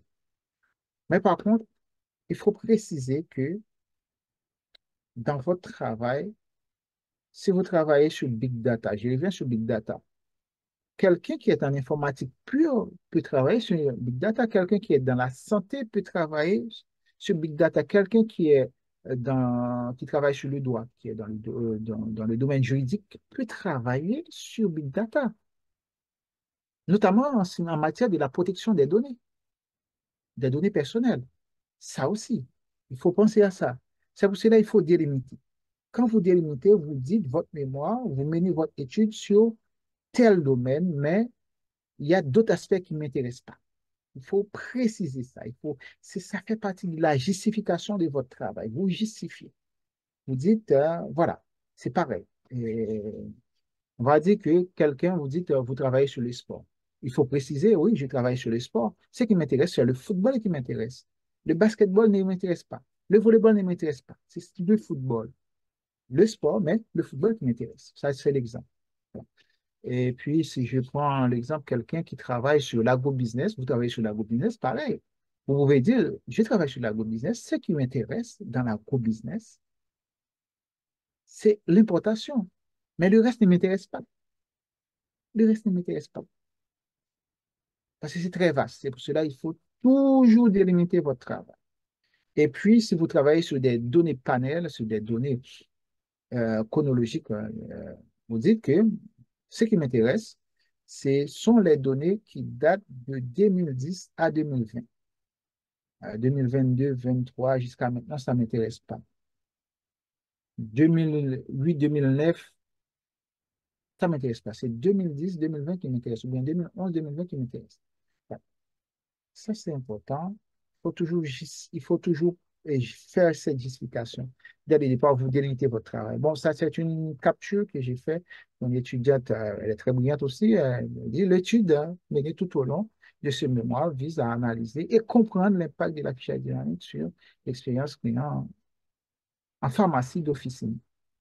C'est bien précisé, c'est pharmacie d'officine, parce qu'elle travaille sur l'affichage dynamique et les gens peuvent penser c'est l'affichage des rues, ou bien l'affichage dans les métros, dans les bus, ou bien l'affichage dans les centres commerciaux. Mais non, ce qui l'intéresse, c'est dans les pharmacies d'officine. Point. Elle justifie ça parce que c'est important. Et en même temps, dans cette délimitation, on parle de la méthodologie aussi. On peut dire quelle méthode qu'on utilise. Est-ce que c'est quantitative, est-ce que c'est qualitative ou bien les deux? Méthode mixte. Voilà, vous faites ce travail et déjà pour mieux structurer votre travail. Et puis, dernière chose pour terminer, les grandes orientations. C'est comment vais-je m'y prendre et quelle va être ma méthode de travail. Bon, c'est là, bon, c'est là encore, et puis bon, comment vous allez procéder. Là, bon, je vous mets quelque chose, mais bon, vous pouvez encore aller plus loin. Là, vous pouvez commencer à penser à un rétro-planning. Rétro-planning pour dire, bon, nous sommes au mois de février, on dit, bon, à la fin du mois de février, bon, ma problématique et mon sujet doit être délimité. Déjà, c'est fini. Et puis, mois de mars, j'ai commencé à l'introduction. J'ai commencé à avancer sur l'introduction. Et, et après l'introduction, je fais les intérêts. Hein. Je présente mes intérêts. Je termine avec les intérêts. Et puis, mois d'avril, je commence par la revue de littérature, aller chercher des informations pour rédiger ma revue de littérature. Et puis, avril-mai, je passe mon temps à justifier, trouver déjà mon terrain d'expérimentation, mais, et puis joindre mon questionnaire, ma fiche d'enquête ou bien ma grille d'observation est déjà prête. Il faut aller sur le terrain. Voilà.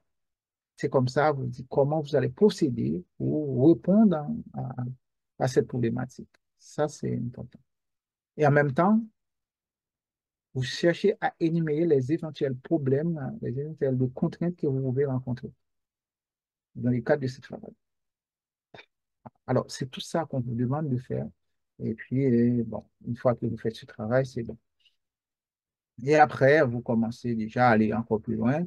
Et bon, sur la revue de littérature, on aura le temps d'en parler. Et puis, on dit première partie. Généralement, c'est deux parties. Le mémoire est composé de deux parties. Une première partie qui s'intéresse, après la revue de littérature, vous présentez problématiques, intérêts, motivation, objectifs, etc.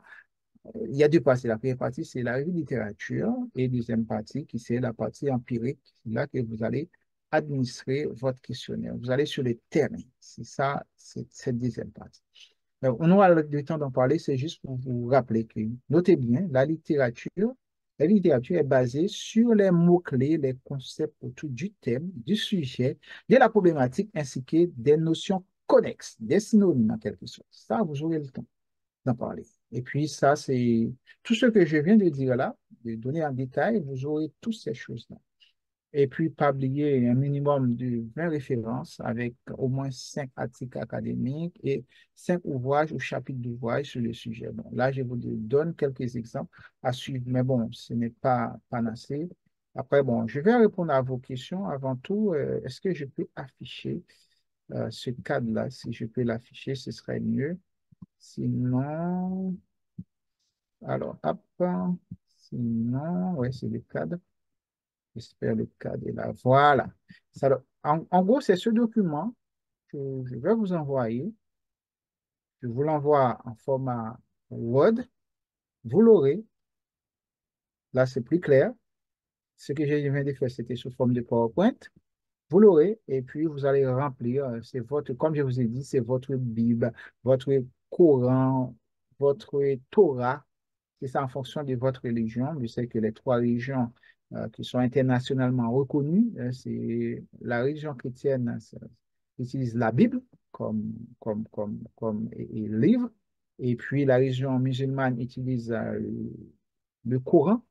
Et puis la religion juive utilise la Torah comme, comme livre fondamental. Bon, OK, vous aurez ce petit document, vous cherchez, vous allez commencer à travailler votre mémoire à partir de ce petit document qui vous aide et aller plus loin. D'accord? Bon, vous l'aurez. Maintenant, passons aux questions, sinon ça va mal bien se passer avec la chef. OK, est-ce qu'il y a des questions? Je regarde. Tout est parti. J'entends bien. Bon. Ok. Bon, pour les personnes qui n'entendent pas du tout, désolé, vous aurez ce document, vous aurez la vidéo. Une fois qu'on termine, on va mettre sur la chaîne YouTube. Je crois, on m'avait dit, il n'y a pas grand-chose sur la chaîne. Je crois que Émilie est toujours prête, hein. Si elle ne le met pas ce soir, elle mettra ça demain. Elle vous envoie par mail le lien et vous pouvez cliquer pour aller relire la vidéo. Et voilà. OK. Si vous avez des questions, vous les notez et puis essayez de poser aussi ces questions. Voilà, c'est ça. OK. Et pour les documents, ne vous inquiétez pas. Vous dites, pour les documents, c'est toujours sur la plateforme. Pour une raison de traçabilité, on va déposer sur la plateforme. Vous connectez à votre espace. Je ne sais pas comment vous faites. Vous connectez et vous allez sur le cours. Et je crois que c'est le dernier. Ça va noter le titre, le cours visioconférence du 20. Réaccès.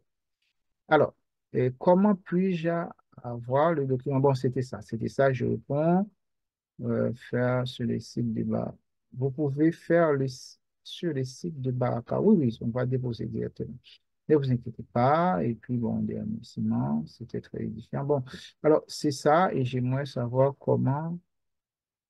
L'enregistrement, vous aurez sur vous aurez le lien. Vous aurez le lien. Si vous n'êtes pas encore inscrit, essayez de vous inscrire déjà ou bien c'est simple, vous avez reçu pas mal de mails et puis allez sur la plateforme, hein. C'est simple, quand vous faites votre inscription, Émilie vous répond, je ne sais pas, Émilie, elle a coupé son micro, peut-être elle n'est pas à côté, mais Émilie vous répond directement. Voilà, alors c'est ça. Si vous avez des questions, profitez, posez des questions. Maintenant, on a 15 minutes pour passer ensemble. C'est toujours comme ça. J'avais respecté l'heure, c'est l'heure avec Émilie. Il ne faut pas prendre plus que ça. Pas prendre plus que ça, il faut respecter. Pour vous, si je reprends déjà, c'est que pour les personnes qui n'ont pas encore fait leur inscription, déjà, vous pouvez aller cliquer sur quel lien qu'elle m'avait dit. Oui, sur ces liens-là, vous tapez bit.ly/, inscription-méthodologie. Vous faites votre inscription. L'inscription se poursuit jusqu'au 29. Après 29, pourquoi jusqu'au 29? Parce que après 29, on va passer à un autre palier. Parce qu'on était toujours sur la première partie, pas de première partie, la première étape, hein, thème, sujet, problématique, euh, problématique et mots-clés. Après, on rentre dans les détails, tous les détails qu'on avait mis là, ça va faire partie de l'introduction générale. Tous les détails. Mais c'est comme ça vous permet de comprendre, hein, ce que vous faites vraiment dans le cadre de votre travail, votre mémoire. Ça vous permet de comprendre, de mieux structurer. Et puis, quand vous faites ça, même si vous n'avez pas un professeur ou bien un encadrant avec vous, et vous faites ce travail tout seul, ça vous permet d'avancer. C'est pour cela qu'on fait de cette manière-là. Et bon, voilà, c'est pareil, c'était moi, c'était votre présentateur, c'était Wilson Laboussière. Et la personne qui a suggéré les idées pour mieux vous organiser, responsable pédagogique, c'est Caris, hein, Caris Denvel, qui vit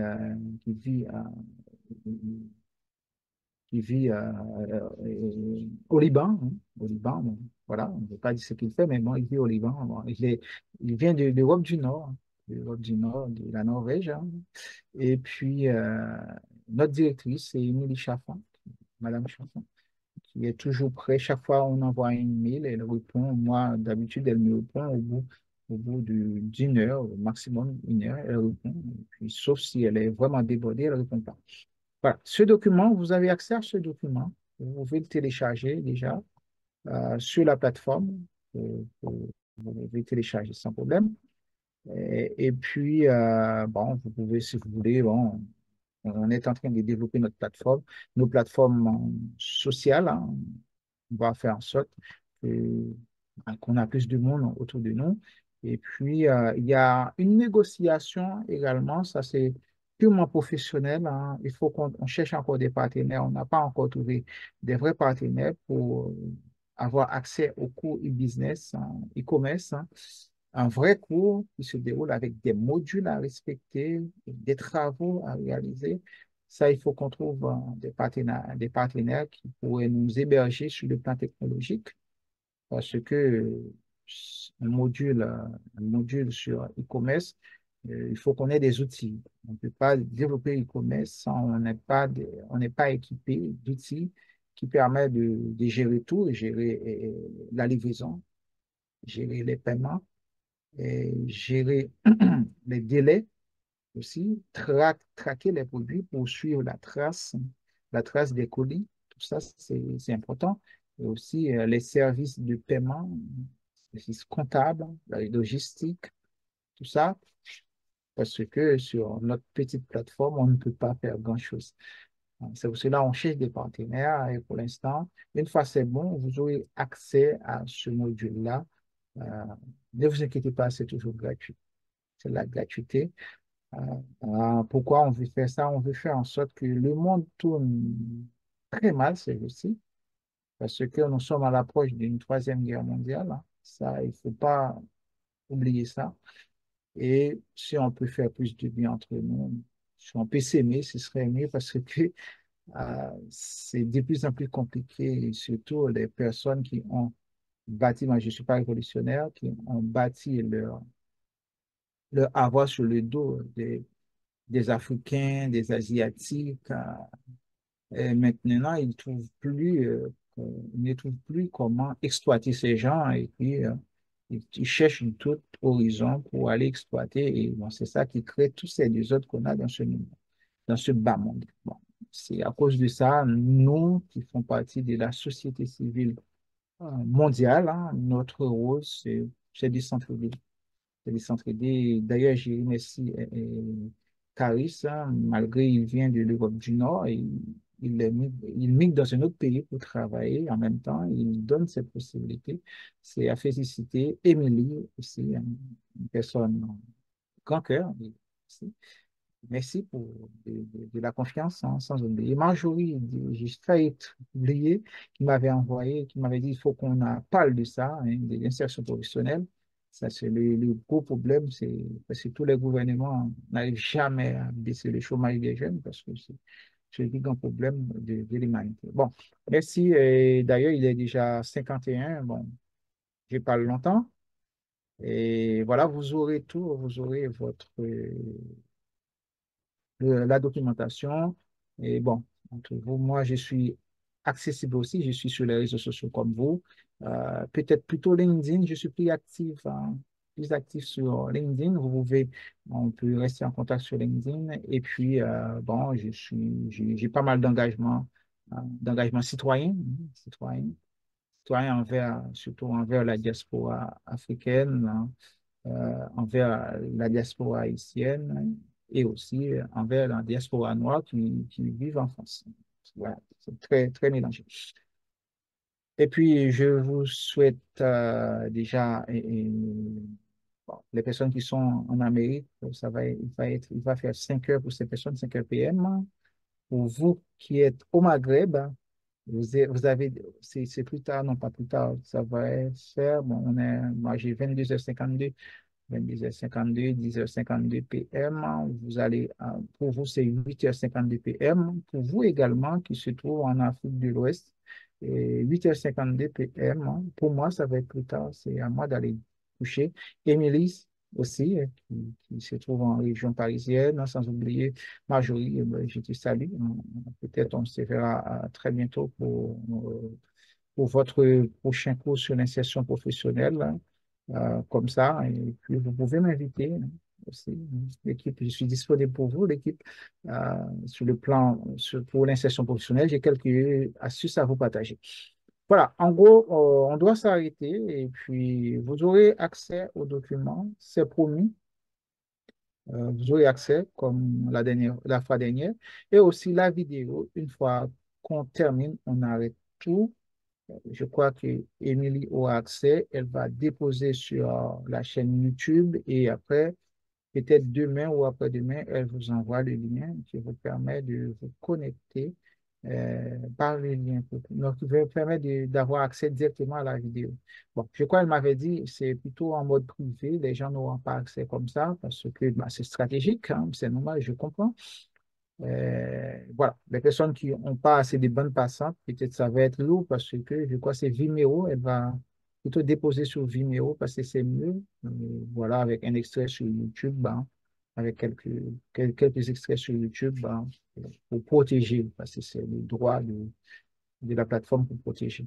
Bon, ok, ça c'est comme ça.